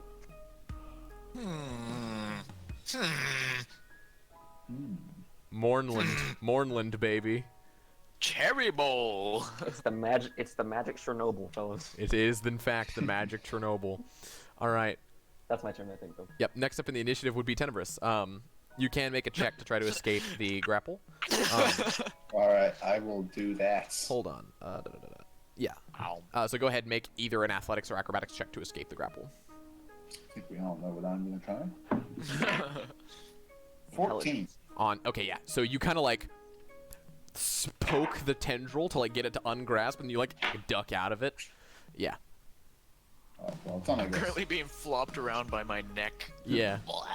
Yeah, you're not looking. And is that just a free thing? Yeah, it's a free thing. Yep. All right. I'm getting Jabba the Hudded. And then I would like to. Well, I suppose the tentacle's bigger. Right. So I will rapier slash the tentacle that's holding Jonah. Okay, so you're slashing specifically the tentacle and not the Dolgaunt? Well, is the Dolgaunt near Attached enough for to me the to tentacle? slash? Yeah, I mean, yeah, the tentacle is coming out of him. I just want to know, you're targeting the tentacle specifically, right? Chop it off, please. Well, if he's like halfway across the room. No, the tentacles aren't that long. He's still standing relatively close by. Is it about like an arm's length? Then I will go for him with the flash. Okay. Well, you will have sneak attack on that because failsafe just tried to hit him, so he's next. And also, I'm like right there because I'm being strangled. I don't think you count because you're being strangled. Yeah. okay. I don't know. Maybe you're restrained or something. I don't know if that counts. They can't be incapacitated. I don't know about. Restrained. I'll check the rules after. I might be grappled. I don't think it. 17 does hit. Nice. I don't think I'm one-shotting this guy's life. Unless.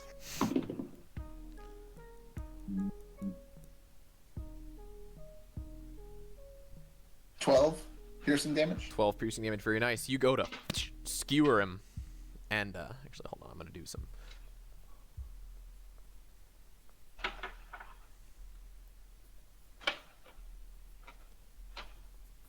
Okay, you go to skewer him, and he kind of just like it stabs right through his kind of sinewy chest, and he's just like, and he seems rather perturbed by this. Yeah. Stab him, and then kick off, and jump back and disengage. Okay, fair enough. Fair enough. I believe next up it is the Dolgrim's turn. Oh no. Which one? I need to check the initiative. All three of them. Oh. Yeah, I should Oh, I look forgot at the there's more than one initiative. thing. Shoot. So two of them will go to attack failsafe as he appears to be the largest immediate threat. That's plus. Jonah, you can also. What's your update AC, health. failsafe? Oh yeah. I should 19. do that. 19. Gosh, paladin whack. Warforged, dude. Okay. Oh, and Nate, you can put your health in. Unless you already did. Oh, I forgot to edit my health over here. But I have it on my character sheet.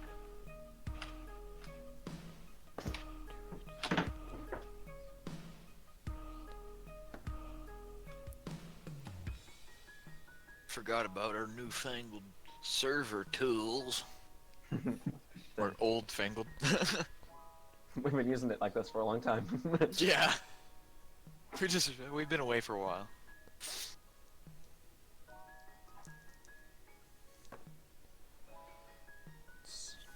You guys should really get kneaded erasers. You're like silly putty. Take them apart.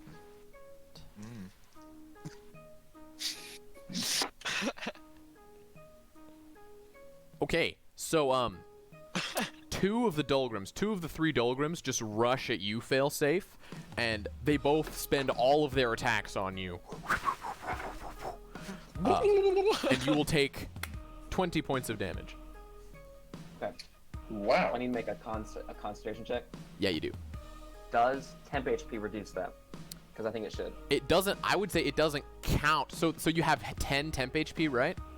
Yeah. Okay, so you took 10 from the first one. Sorry, these are all like small little attacks, but I just like mathed them all up at once because you got hit by like 3 attacks or something or like 4 attacks because they each did 3, so they made 6 attacks against you and most of them missed. So I'm gonna say your temp HP eats the whole first Dolgrim's attacks. The second one attacks you, dealing 10 damage. Okay. So you will just have to make one concentration check against 10. How did you get temp HP again? When he cast Hex, he got it. Okay. I made it save, so I'm okay. All right. The third Dolgrim will make 2 shots with his crossbow, one at Jonah and one at Tenebris. Wait, they have crossbows? Yeah. All the Dolgrims shoot have had now? crossbows up until this point. They shoot now? They Yeah. shoot now. Literally Well, I every haven't had single a one of them chance has to had a shoot. crossbow. Jonah, what's your AC? Yeah. 16.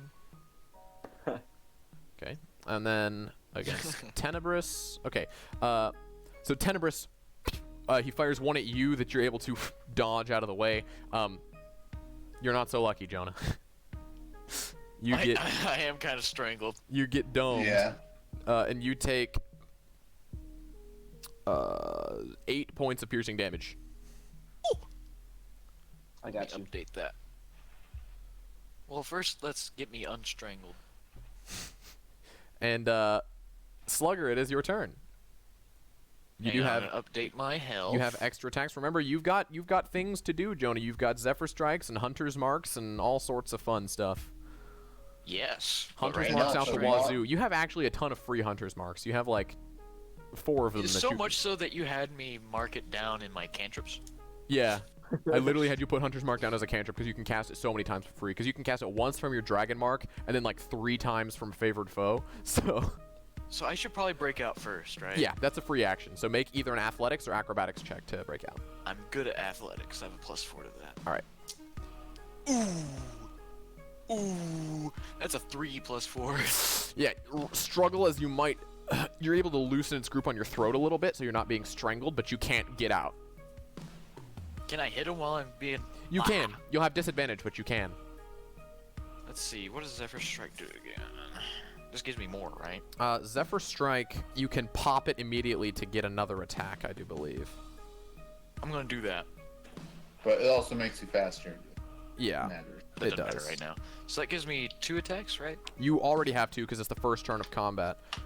So 3 attacks. I need another. Actually, no, that's not how Zephyr Strike works. Sorry. Zephyr Strike, you can pop it to get advantage on 1 weapon attack roll on this turn, and that attack deals an extra d8 of force damage. So if you use your I'm gonna Zephyr do that. Strike attack on your Dread Ambusher attack, then it'll do 3d8s of damage. And no, I won't a have d6, disad. a d6 and 2d8s if it hits. Because you're Here's my still strangled, right? Yeah, but it'll cancel the advantage on the first hit, which is the most important. Ooh, dirty 20. Dirty 20 hits, so this will be a d6 plus 2d8s from Zephyr Strike and Dread Ambusher. It's like you know where all its weak points are, so even though it's like strangling you, you're like, I just blow salt in its wounds. You fool, I was prepared for this exact situation. 6, 7, 8 plus 2, 9, 10 plus 3, 11, 12, 13. 13 points.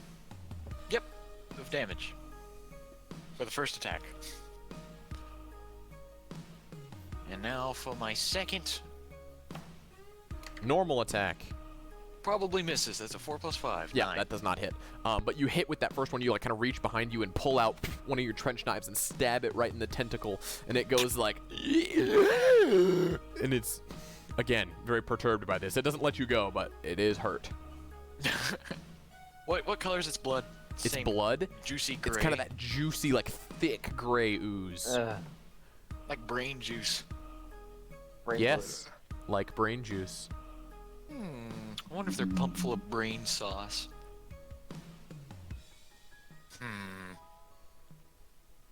I do have an empty vial that has some brain sauce left over in it. Yeah. I'll have to.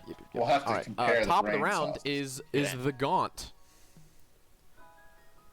At this time, it is miffed, so it's gonna launch a tendril at Failsafe, The fool. Understandable. which it won't hit because Failsafe is a tank. Like literally. But Shield game. Jonah, you will need to make a Constitution saving throw. Okay. Hey, that is a 19. Very nice, very nice. Okay.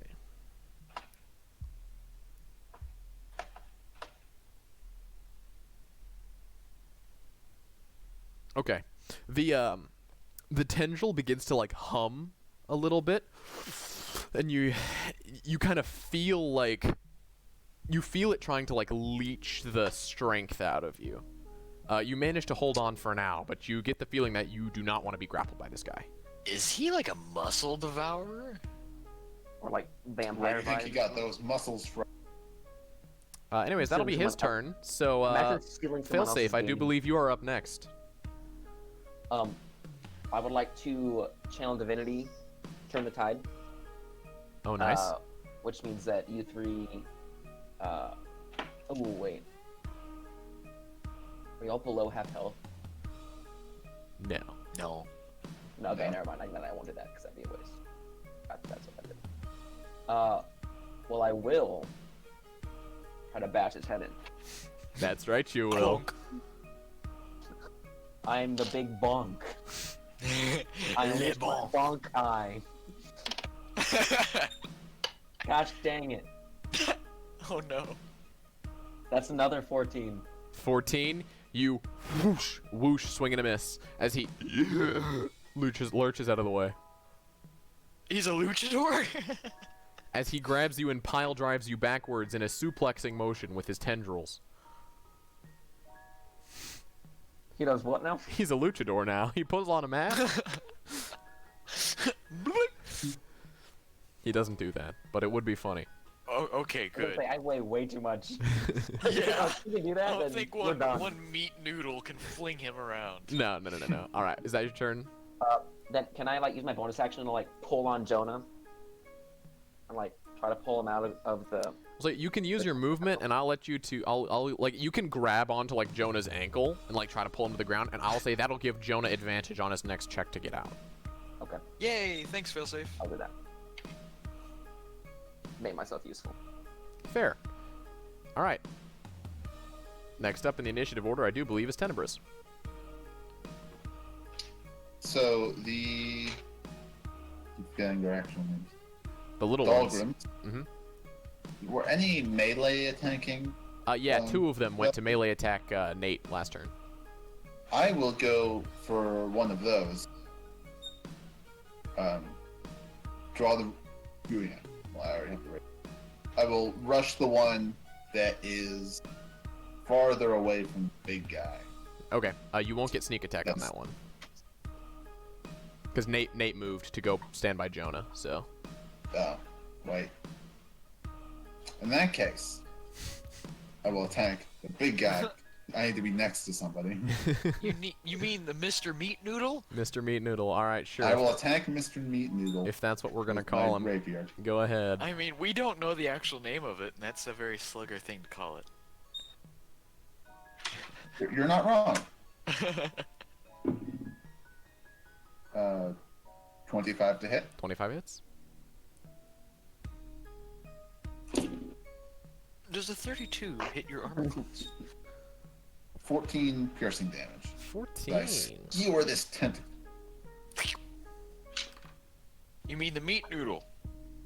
Yes. Now it just looks like. Nathaniel, Yes. how do you want to do this?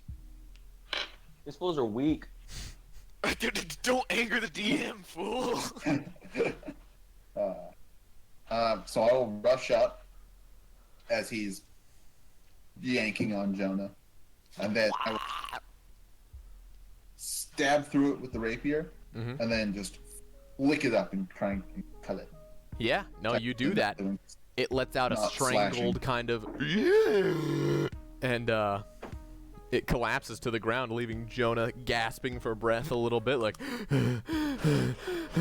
yeah. You guys are all kind of terrified, not gonna lie. Yeah, Yeah. Mr. Meat Noodle kinda. He has Yeah. that effect on people. Speaking of which, Dahlgrims. Hang on. Can we flavor that I caught Jonah in my arms? Yes, you 100% My did that. savior. You 100% did that. I then like Yes. drop you from my arms unceremoniously. And as you catch him in your arms, a Dahlgrim comes up to attack you. Hit me, or hit them with me! Okay. Failsafe will take 8 points of bludgeoning damage. Slugger will take. What's your AC? 16? 16. 16.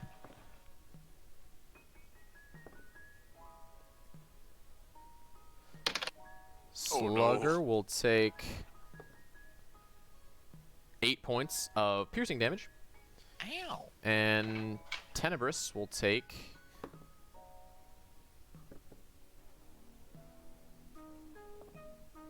Tenebris will take 5 points of bludgeoning damage. As a Dolgrim moves to each one of you and lets loose an attack with its barrage of arms. I do believe that I am Okay. bloodied. How much? You took 5, Tenebris.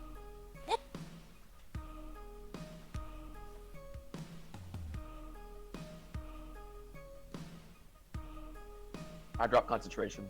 I felt the same. Oof. But it's okay because he's dead anyway, right? Yeah, I mean, you could have moved it with your bonus action, though. Oh, well, it's not my turn anyway. Yeah. X is a fun spell.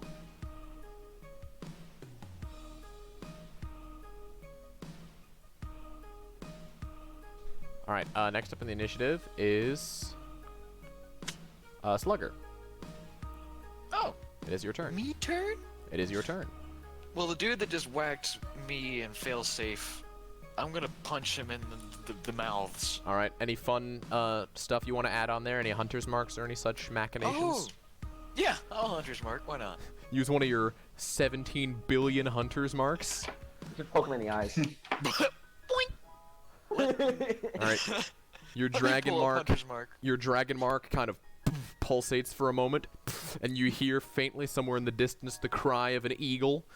Just a wild one. That's a chicken. That's not, yeah.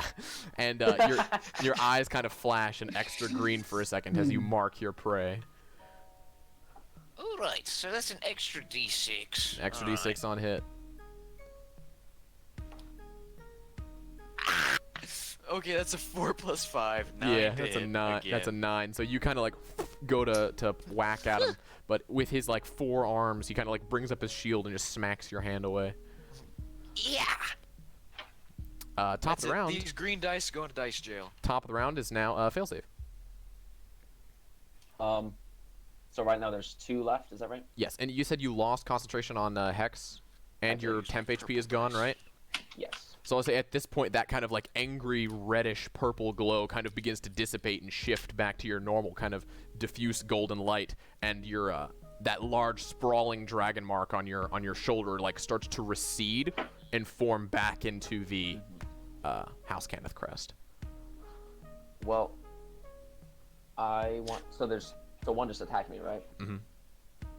Well, it's gonna wish it didn't, Oh. because I'm gonna hit it really hard. If I can actually hit something this whole combat. You could hit one thing. There's a dirty 20. Okay. You gonna smite that bad boy? You know what? Let's go for Do it. it.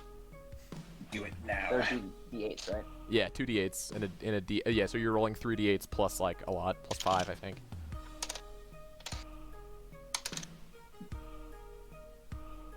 23. How do you want to do this? I bonk him on the head and just keep going. All right, so you kind of like, you raise your Morningstar hand and you like, your arm kind of like clicks and turns, and you hear like steam get expelled from your kind of like wrist joints in the back of your elbow, as like that kind of golden light forms again into the head of a bull as you slam this Dulgrim into the ground, just crushing him into a pulp. Leaving 2 horn-shaped indents in the ground. Oh yeah. As you So you like, gotta, kind of like click your arm again, and more steam pops out of it. You're not bull-headed, you're bull-fisted.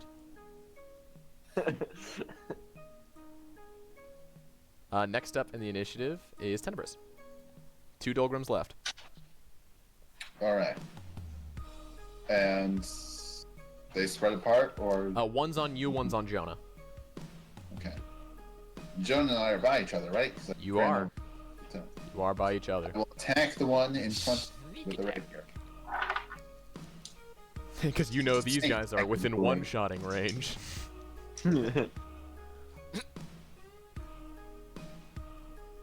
14. Just enough. How do you want to do this? That's to hit. No, that's to Oh, hit. to hit? Oh, never mind. Oh. No, it doesn't. Ha. Get dunketh upon. It parries your I blow with predict- its shield. It's tired of getting one-shot by your silly sneak No, that- attacks. That was the rapier, so. Yeah. It deflects the rapier off its shield. Because they have shields. Well, I could. Because each one holds a shield, a morning star, a spear, and a hand crossbow. Because they have so many arms. They have so many arms, they're ready for anything. 2 melee weapons, a shield, and a crossbow. Truly the ultimate fighting machine. Oh yeah. Honestly, they're making me wish I had more arms. More arms are useful. Imagine how many people I could punch at once. You want to Probably as many multi-class people as a as you got monk? arms. You got real creative. Alright, I will bonus action disengage. Alright. Fair enough. It is their turns. So the one in front of you will follow you, Nathaniel. Alright. Continue to attack you. Does that mean he passes Jonah? Yes, he does. Jonah, do you want an opportunity attack? Yeah. Let's see. That is a 16 plus 5. That hits. Just yeah, clothesline him as he runs down. So that's a d6 plus strength. Plus 2, so 5 plus 3. 9. Wait. 9? Right? What's the math? So 5 plus 3. Yeah, 5 plus 3. That's 8. 8. Yeah. Okay. 1 off. Yeah. You just like So stick yeah, I your just arm out and clothesline him. run Yeah, around you it. stick out your arm. His head kind of lolls back, but he kind of like slides and then continues to run. You got a good hit on him, but he continues to run. He limbos. Painfully. Tenebris, you will take 7 points of bludgeoning damage as he comes back up from his limbo and smacks you with his mace. All right. And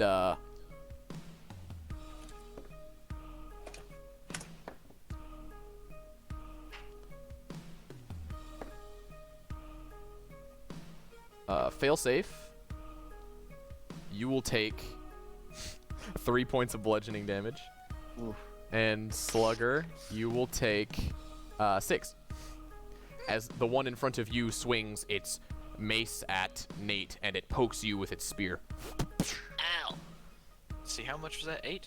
You took 6. 6. Okay. And then it is your turn. Mine? Yep. Well, he's hunter's marked, right? No, actually. No? You You hunters just marked want the that big to move guy. it on. Oh no, you did. Yeah, you did hunters yeah, mark. yeah. Yeah, you did. Well, I'm going to punch. Ooh, bad again. 7 Bro. plus 5. Not gonna do it. Wait till next level when we get 2 attacks. You guys are gonna scale so hard. Well, next. Next up would be failsafe, top of the round. Okay, so I want to like crouch down, and like all like the lights that are like in my legs just like start to glow, and just like a almost like a shockwave, like the yellow steam, Mhm. just like, and everybody heals a d6 plus 2. Oh, thank you. Nice. If you're below half health, which I think is Neither everyone. way. If you're below half health, you heal a d6 plus 2. I Wow, dropped my die. That's a minimum roll for me. For... Maximum roll. I got a 5. And then I'm gonna charge the one that's like the furthest away, Okay. because I see that Jonah's like mono with the other one. Right. I want to go to the other one. Okay. That's the one on Nathaniel at the moment. Okay, then I will just strike him down. Make him With look all of your horrible. hatred, so your journey to the dark side can be complete. His Alright, journey looks to like the I killed Oathbreaker will be complete. Ooh, he'd make a good Oathbreaker. Dude, if failsafe went Oathbreaker, that would actually be kind of dope, not gonna lie. Like, that would be pretty sick. The Terminator has arrived. Yo. That was 22 damage done. How do you want to do this? Another smite. Are you I do smiting? the same thing, but up.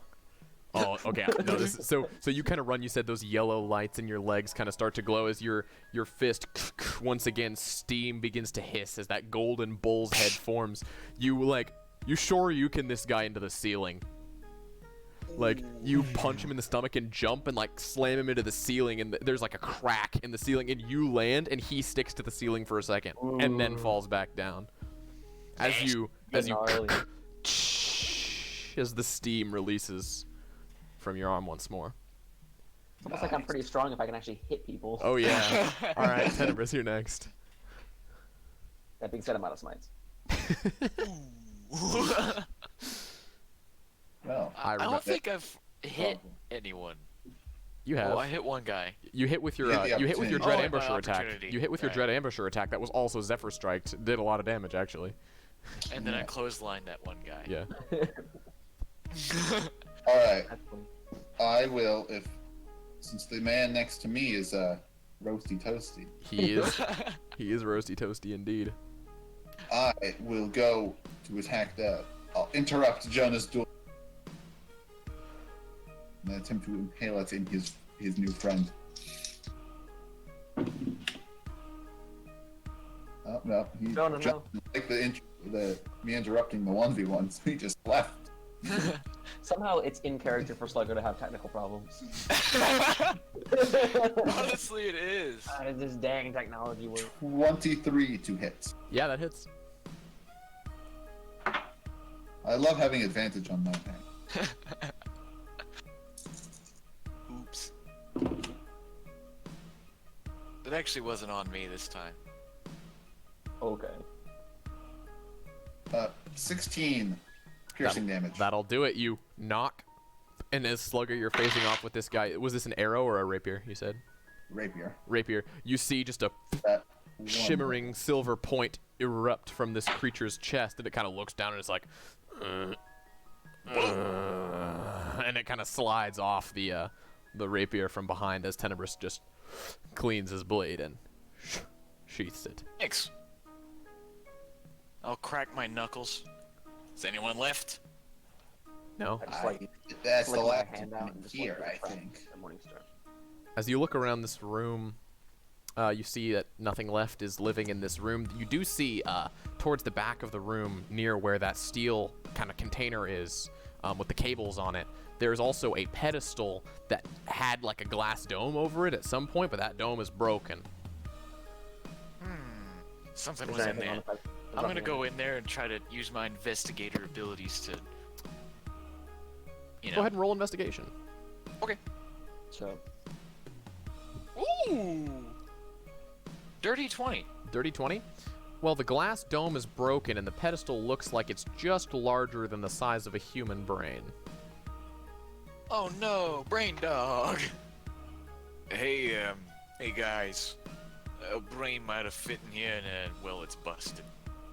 Can I tell if it was busted outwards or inwards? Outwards. Oh, it busted out. Ah. Yeah. I start looking around the room. Yeah. That's in here, or was that the one you were? I have no idea. You I notice start that looking this, around, just like scared. That steel container with the cables on it, it's like, it looks like an elevator, and it has that labyrinthian symbol kind of painted on the front of it. Can I find any brain juice around? No. Using your expert tracker skills, you would guess that that glass was broken open a while ago. That's probably where Vezua's brain dog came from. that's probably safe to say. Are there controls for this elevator anywhere? Yes. I guess I'll hop I'm in. in. You will jump in the elevator? Yes. I won't be able to take the elevator doors with me anymore. Unfortunately, I'll like steady myself. It's like I never liked these things. you cannot take the elevator door with you, unfortunately. Unfortunately. Yeah, I guess we can't take every symbol with us. Unless. I see that you want to take it, and I just punch it really hard until it doesn't look like what it looks like anymore. Well, that's one way of fixing that. Does it go away? So you guys got in the elevator, right? You begin to go down, and down, and down, and down for what seems like a long time. And you start thinking, how tall is this city? Like, we were already in Lower Dura, and then we went underground in Lower Dura pretty far, and now we're going down even further. You guys would have to guess that you're Cogs. well towards the bottom of the cogs, closer to the magma pools. Oh no. And as you get finally to the bottom of this elevator, the door slides open and you step out to be met with darkness.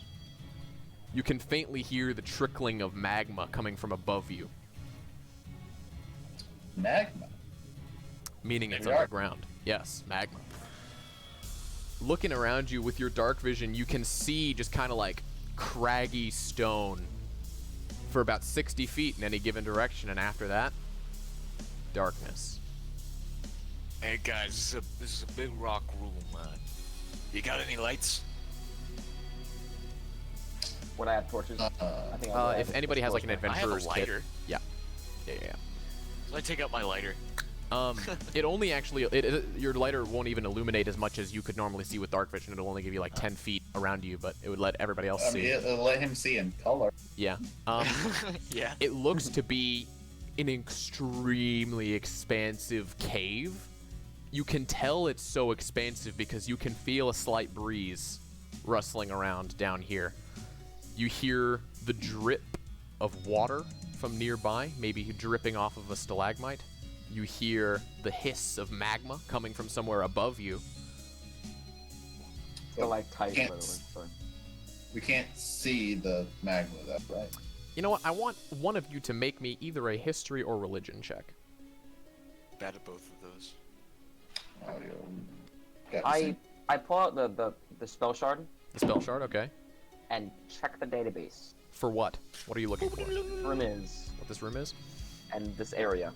Cross-referencing your knowledge of history and religion with what this room appears to look like, you kind of filter through the entire literature until it highlights one word in your search. Kyber. Kyber. Kyber. Say it again. Kyber. As in like in a lightsaber, Kyber crystals. Oh, okay. Kyber. Just making sure. Yeah. That was a 12 on either of the checks. Okay, yeah, you would recognize, Tenebris, from your studies as well, that you could likely, you would safely assume that the place that you are currently located is Kyber. Okay, and then what is... Well, What does being a that bit of a have to scholar know? yourself, you would be relatively familiar with the Eberron creation myth, the myth of the three dragons. Oh. We're in the underworld, right? Basically. That's a long elevator. Kyber is the dark underbelly of Eberron, where all the demons and monsters are born. They claw their way up to the surface from the depths of Kyber. Ah, to the demon wastes. Or other places. You know, I think we went a bit too... There was only one floor. I don't like this place. It gives me the willies. Go ahead and roll a perception check for me, Jonah. Okay. Oh crap. Do you see Well, the hey, bullet flying towards you? Perception. That's get a a D4 19 on that, plus I'm pretty 4, sure, yeah. so 23. Wait, Yeah. plus a D4. Yeah, you're really good at perceiving. It's kind of your thing. It's 28. 28. Yeah. Do you even want me to roll perception? You kind of like listen and hear, and you can smell creatures down here. You listen and you hear a few snarls and growls. They're faint. You can tell that seeing is not how things normally navigate down here, at least not seeing the way that we do. And you get the feeling that this is a very dangerous location. Hey fellas, there's this stuff. Creatures all around us. They don't sound happy. The same kind that was up there? Or... You're not sure. You're not They're sure. growling, they're sniffing, they stink.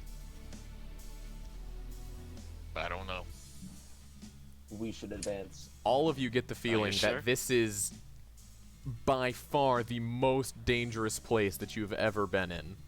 Ever? Even me? Ever. You get more heebie-jeebies here than you did from when you were at war. You get more battle jitters than you did then. This place carries with it an innate terror and warning. Feel safe. Are you sure you want to keep going? I mean, We I've came seen from some that crap, way. but this just does We not feel. continue that way. Well, you'll lead the way then. Nate, make a history check. Am I gonna get freaking curb stomped? I think that's gonna be a dirty 20. Yes. You would start thinking about this a little bit, and you would realize that Kyber extends for the entirety of Eberron. Ooh. It's like it's the second skin. It's like the Underdark of Eberron. Okay, that's true. And So what's there's- the words like yeah. I guess. What? Are we at the edge? One edge? You're at an entrance. We're in the Nether, basically. Basically, yes, but like darker Can we and fast travel? more cavernous. 1 block here is 8 blocks in the overworld. Well, I guys. mean, if you think about it, if we're in a sphere, if you go down far enough, and then go That's straight true. up, So I mean, maybe you could, but this is basically just this is the festering grounds for all of the nastiest monsters and demons in Eberron. I don't like it here. And why was it connected to that strange basement we came from? Why Because was it? monsters? Maybe they were looking for here for some inspiration, some twisted artistic enlightenment. And why was the brain dog stationed there? You may be able to Speak- consult your spell shard for some of this information, but I would suggest you do it not right here. Speaking of enlightenment, I take a glance back at the now ruined door symbol, Mhm. the symbol on the door, and look around. Maybe it's here. Then. Nathaniel, make a wisdom. No, make an intelligence saving throw. Oh no, brain dog! That went from pretty good to very. That went from very bad to. Pretty good. Brain dog? Rogues are proficient in intelligence saves. Really? Yeah. Dex and intelligence. They get wisdom later, because they're so stealthy. So Their minds are stealthy. Yeah. I believe the trait, the trait is called Slippery Mind. 24. 24. You have kind of an aha moment. You look around down here, and Brain you think about the phrase foul labyrinth. And you think about the definition of the term labyrinth. Consult the dictionary. And you realize that Kyber could very easily qualify as a labyrinth of sorts. So we can't. Can we see any like, walls or something? No. Or we just like. Stalagmites coming up from the ground, but there's no, like, you can't see the walls of the cavern. It just extends. It's like you're standing Okay. at the beach, and this is the ocean, but the ocean is just rock and cave. It extends as far as you can see in every direction, but you can't because it's dark. It would. Yes. But it would extend in every. I mean, there's varied terrain and stuff down here too, but but labyrinths No. normally have walls.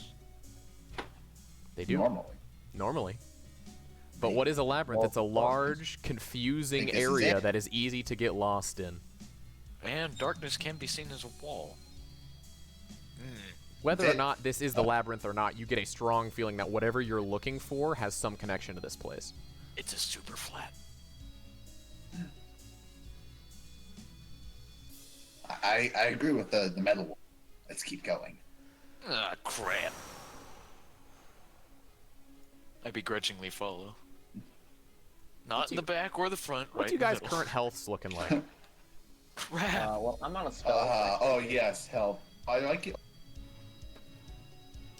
23. I take like a few steps and stop I am also. It's 20. and say, upon evaluation of our current status, we should rest. First. Right here with all the monsters?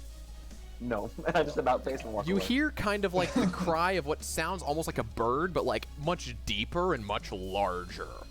I don't like birds. It's also called a dragon. You hear kind of like a scraping and like a clicking sound approaching I you walk from faster. several directions. I go I dash! as well. You going back I to the dash elevator? Both my action and bonus. You make it back to the elevator and you get in. You hear kind of this like screech that echoes out throughout the cavern. I instinctively grab my eye. And you're getting into the elevator, and as the door is closing, you can see some of these creatures kind of waddling around. Upon looking at them, they're about the size of bears, but they have like these large kind of Owl like bears? chicken-like feet, and they have these like kind of elongated beaks. They're thick and muscly like bears, but instead of having paws, they kind of have these long like ivory-colored hooks. And their eyes are totally milky white. I repeatedly push the button to go up. The door continues to slide closed, and the elevator begins to whir and rise. What? Good.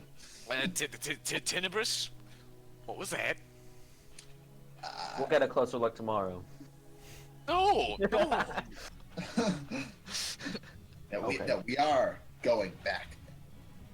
That, Just maybe I not think tomorrow. that place is the key. I finally found it. I knew going with you. Good idea. You want to go back there? Yes. You're crazier than I thought. I pull out the page and I try and, with my new revelation in my notes, Make an intelligence check. that I may or may not be able to comprehend. 14. 14. You don't necessarily discover any newfound knowledge, but you reaffirm through consultation of your notes the fact that whatever you're looking for is definitely connected to Kyver in some way. Confirmation bias. So, do you have anything you could tell us about why we should be doing this again? Well, how should I put this? Now, I tried to explain it to you before.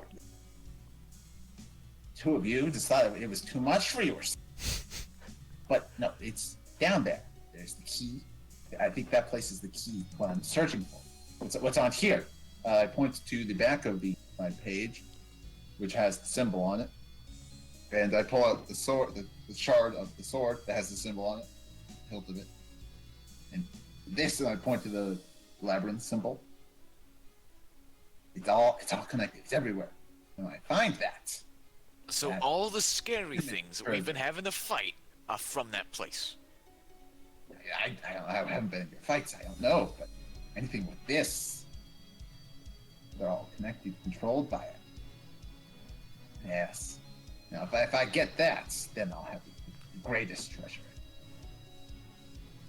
Remind me what that is. It's. It's a force. Yeah. No, I'm trying to how describe this. It's to not them. how the Force works. Kid. But yes, it is. That is how it works. I just how much does my character? He would know that it is called the Foul Labyrinth. It is Yeah. some kind of power and knowledge and understanding that would grant whoever found it Yeah. a kind of evolution into a more Yeah, perfect being. It will. Finding this treasure is the greatest. Not just some material, not just some gold, something magic items, swords. No, that. Now, this will bring you. But it will elevate you, raise you up. You tell me I'll end up like those Dolgrums? Oh no, much better. Maybe. Oh, no, I know for certain. They're yeah. I consult my spell shard to see if Your spell shard? If anything he's saying. The is, elevator actually a ride thing. is pretty long, so upon consulting the spell shard, you search for the Dolgrums. You find that larger creature is actually called a Dolgaunt. Oh no. And- Mr. Meat Noodle? And you find a bit of information as to their origins. You confirm that Dolgrums are made by combining multiple smaller goblins, and you learn that a Dolgaunt is a form of mutated hobgoblin. They are a goblin castle. You also find that these creatures have not roamed Sharn since the ancient days. Not Sharn. These creatures have not roamed Corvair since the ancient days. You see a couple of sources citing the Shadow Marches. And you learn that these creatures were initially created by the Dalkir in their ancient invasion of Corvair. The Dalkir are who again? Remind me. In character, out of character. In Out of character, you character. wouldn't know. Out of character, the Dalkir are basically aliens that tried to conquer Corvair like thousands of years ago. They're what the brain dog are from. They're technically like. They're aberrations. They're aberrations that came to Corvair thousands of years ago in the hopes of conquering the land for themselves. Cthulhu. Not exactly. So it seems like someone's trying to go back to them. Perhaps. Back in the character on the elevator. Do we arrive at the top? You do. You arrive at the top. We have found the elevator to hell. Yeah. It's not a highway. It's an elevator. A elevator, you might say. Elevator.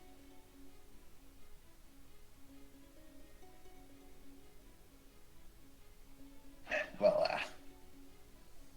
now once we get a little bit more we go back down there, find whatever it is that's hidden. I'm sure there's something. It's got to be. Yeah. Be a great place to hide something. No one would ever want to go there. That is true. It is pretty late at this point. I will have you guys remember. You came down here at nighttime, and you've been down here for a little while.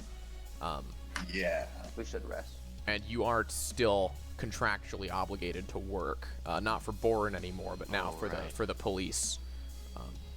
So, Well, we could say we're on the job right now, which we kind of are. You But kind we of do are. need to report. So, yeah, our report. I don't need to report. no, you don't. No, you Because you're don't. not- I You're should not probably in not the go to the police because I You just might be wanted.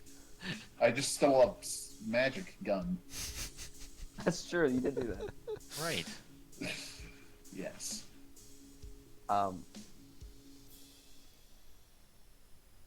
Well, we got a date to keep. The half orc and I should go make a report to the police or whatever they are. Are you gonna go report now, or are you gonna sleep and report in the morning? Oh, let's do that then. Actually, Leap and report. All right.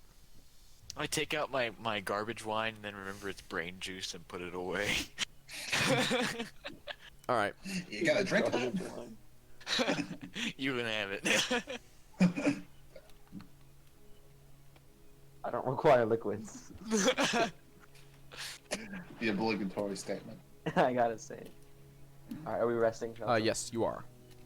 Yeah. Full health, and all 3 of my spell slots. Oh no, spooky music. While in the you spooky guys sector. are sleeping, Oh no.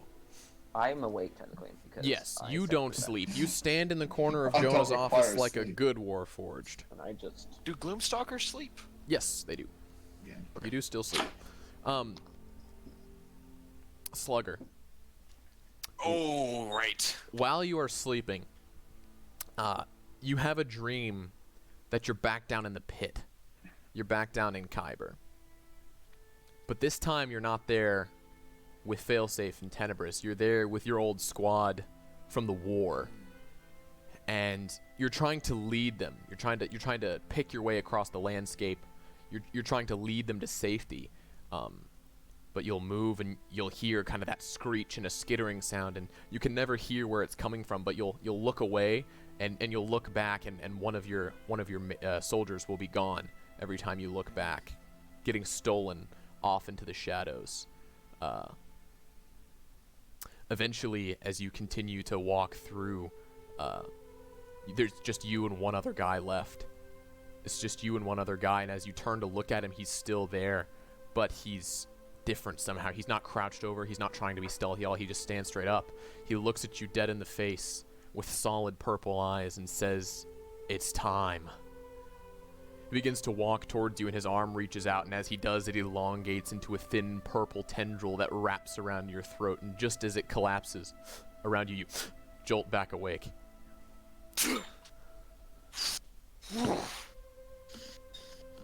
I guess the failsafe would see that. Yeah. Tenebris, Yes. while you sleep, you have a dream, but it seems more than that in your mind. You also are back down in Kyber. Being down there has awoken your mind to some truths that you weren't initially conscious of. We took the next step. You find yourself back down in Kyber. This time you're not in a large open cavern. You're in a palace of sorts.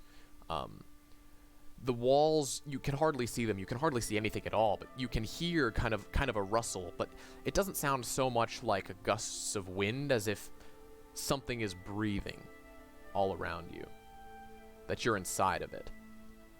And as you kind of get closer to the walls, they're made of like this thin gray film, and you can see the walls almost kind of flexing and moving in rhythm with that kind of breathing sound.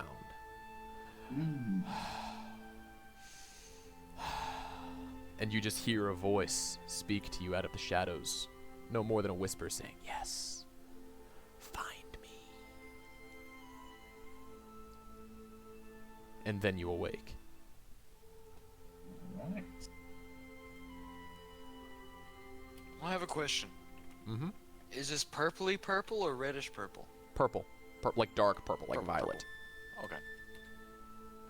Like the foul labyrinth symbol we've Yeah. seen every. No, Not Nate's Nate purple. Nate's wacky purple is like Grow from Soul Calibur. Okay. It's a different type of purple. Yeah, it's more of a red than a purple, but it's kind of got like that purplish hue. But it's think of Grow. Think of Grow. Yeah. Better than yellow. Yeah. Yeah, yeah. So when I do wake up for good, I'm gonna ask Nate about that, or failsafe. It's like, earlier when we were fighting that Mr. Meat Noodle, what was with all that light show you were doing? Which last show?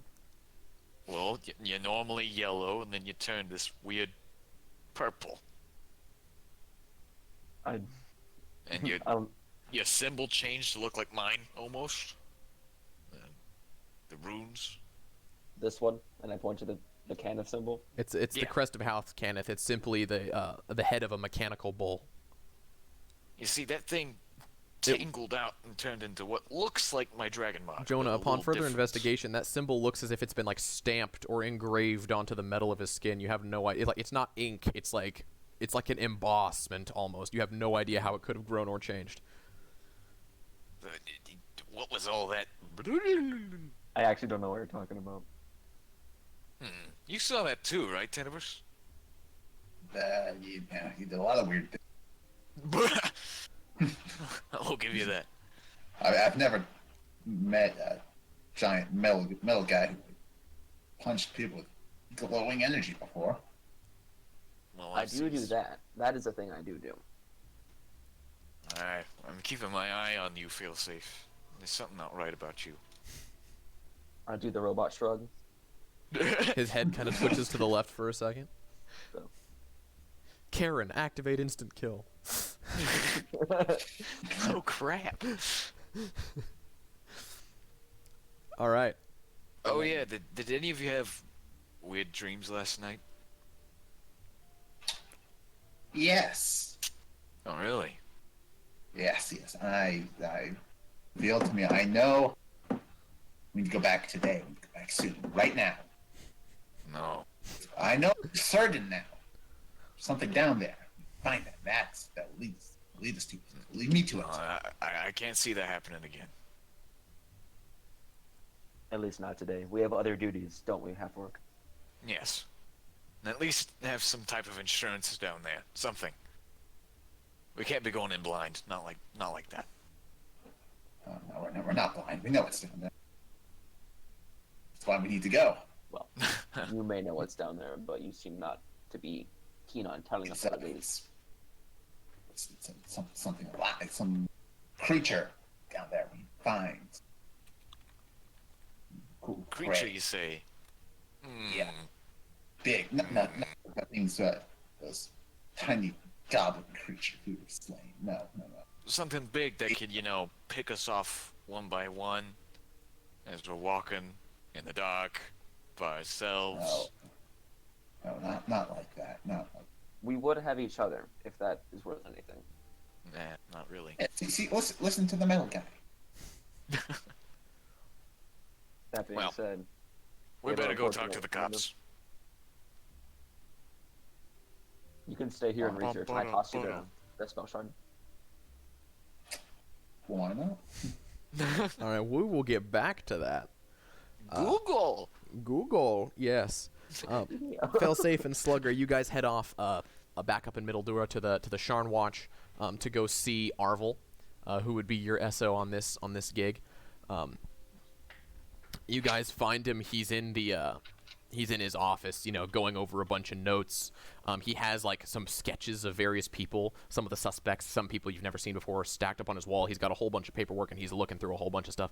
And he looks at you and says, you guys are back. Did you find anything? Learn anything useful? We Yeah, found an elevator to hell. What? an elevator to hell. It's Kyber, but it's He kind of what like, they've been calling if he doesn't have glasses, but he has like reading glasses on. Basically, he just kind of like takes them off. He's like, "You found an entrance to Kyber in the city?" Oh yeah. So we schedule a meeting. This is probably gonna take a while. He's like, "No, this is way more important than anything I'm working on." He's like, Oh yeah, we also saw some goblins that were like, there's two of them stuck together. You know, like double stuffed Oreos, but like with goblins. "I love that you made Oreos canon in that sentence." That's the most accurate analogy I think you've said about He says, I am. That is above. I'm not like. I'm a guard, man. Oh Listen, yeah, that- Mr. Meat Noodle. He got me by the throat. Listen. We're gonna have to go talk to somebody way smarter than me about this. All right, which actually brings me to a good point. So you guys, we were going over those autopsies. Your little our brain problem. He seems to have been Yeah. targeting creatures of immense knowledge. He's only been targeting learned men, right? Priests, archaeologists, teachers, historians, right? That's correct. We've got an idea of who we think he might be going after next. Really? You got another egghead for us to take care of? There's a student in town from the Wizards College in Ondare. A big Seems like the wig. time.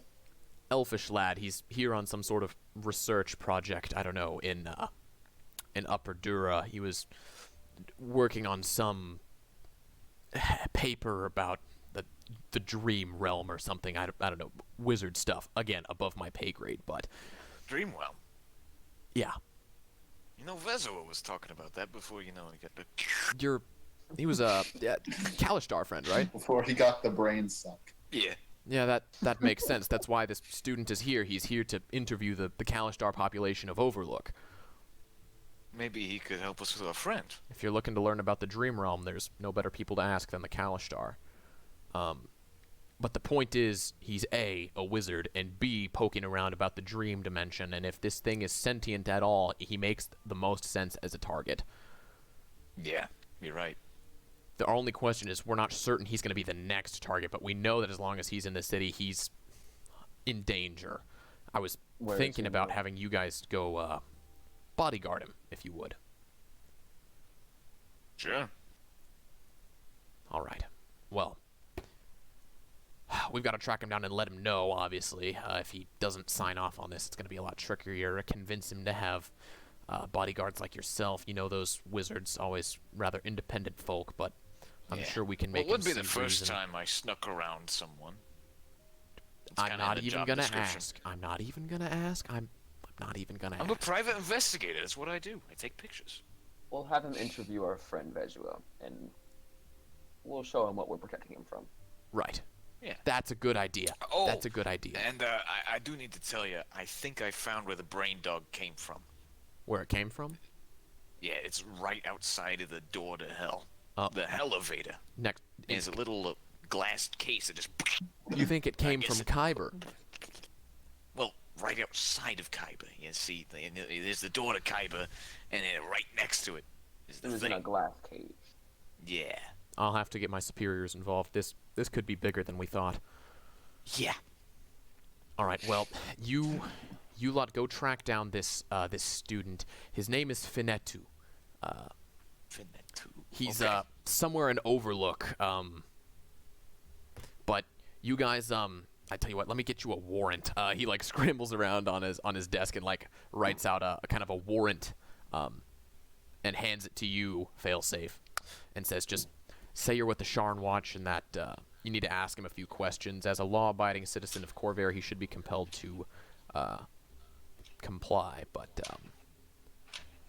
yeah. It's gonna be strange for you being on this side of the law. And he said, "This is strange enough for me already." Where was that elevator you said? I turn right towards you, Slugger, and say, "Should we tell him?" Well, you Or kind should of we already lie? did. We're working so- for him.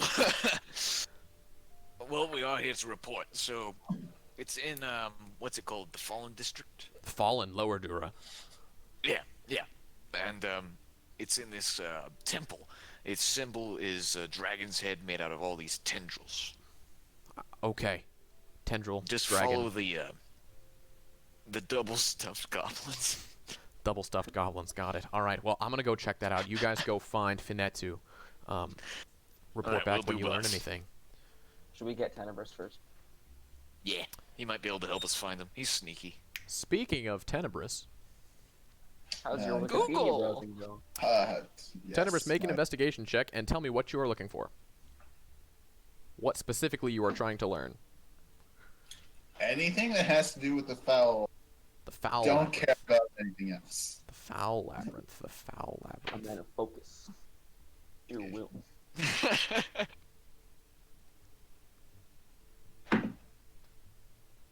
18. 18. This text, whatever text is prescribed in this spell shard, seems to be purely historical and knowledge-based. Like, it's almost like a history book, right? It doesn't talk about legends a whole lot. Like, it mentions them, but it doesn't go into detail. It knows, like, Okay. it's definitely like a spooky history book, right? Like, these are some, like, weird necromantic, like, weird practices, right?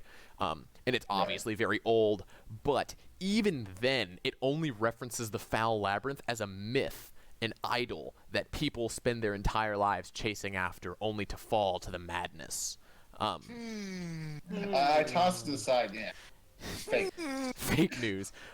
You do learn that the foul labyrinth is a myth that did start shortly. Like, people started searching for it shortly after the Dalkir invasion was thwarted by the gatekeepers thousands of years ago.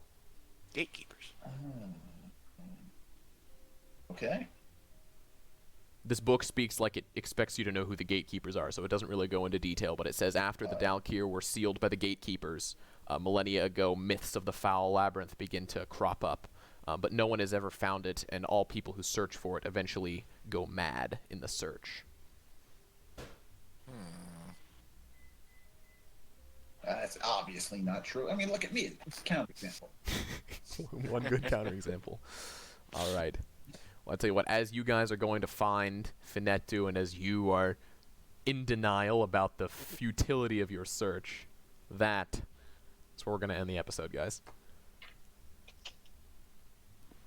That was good.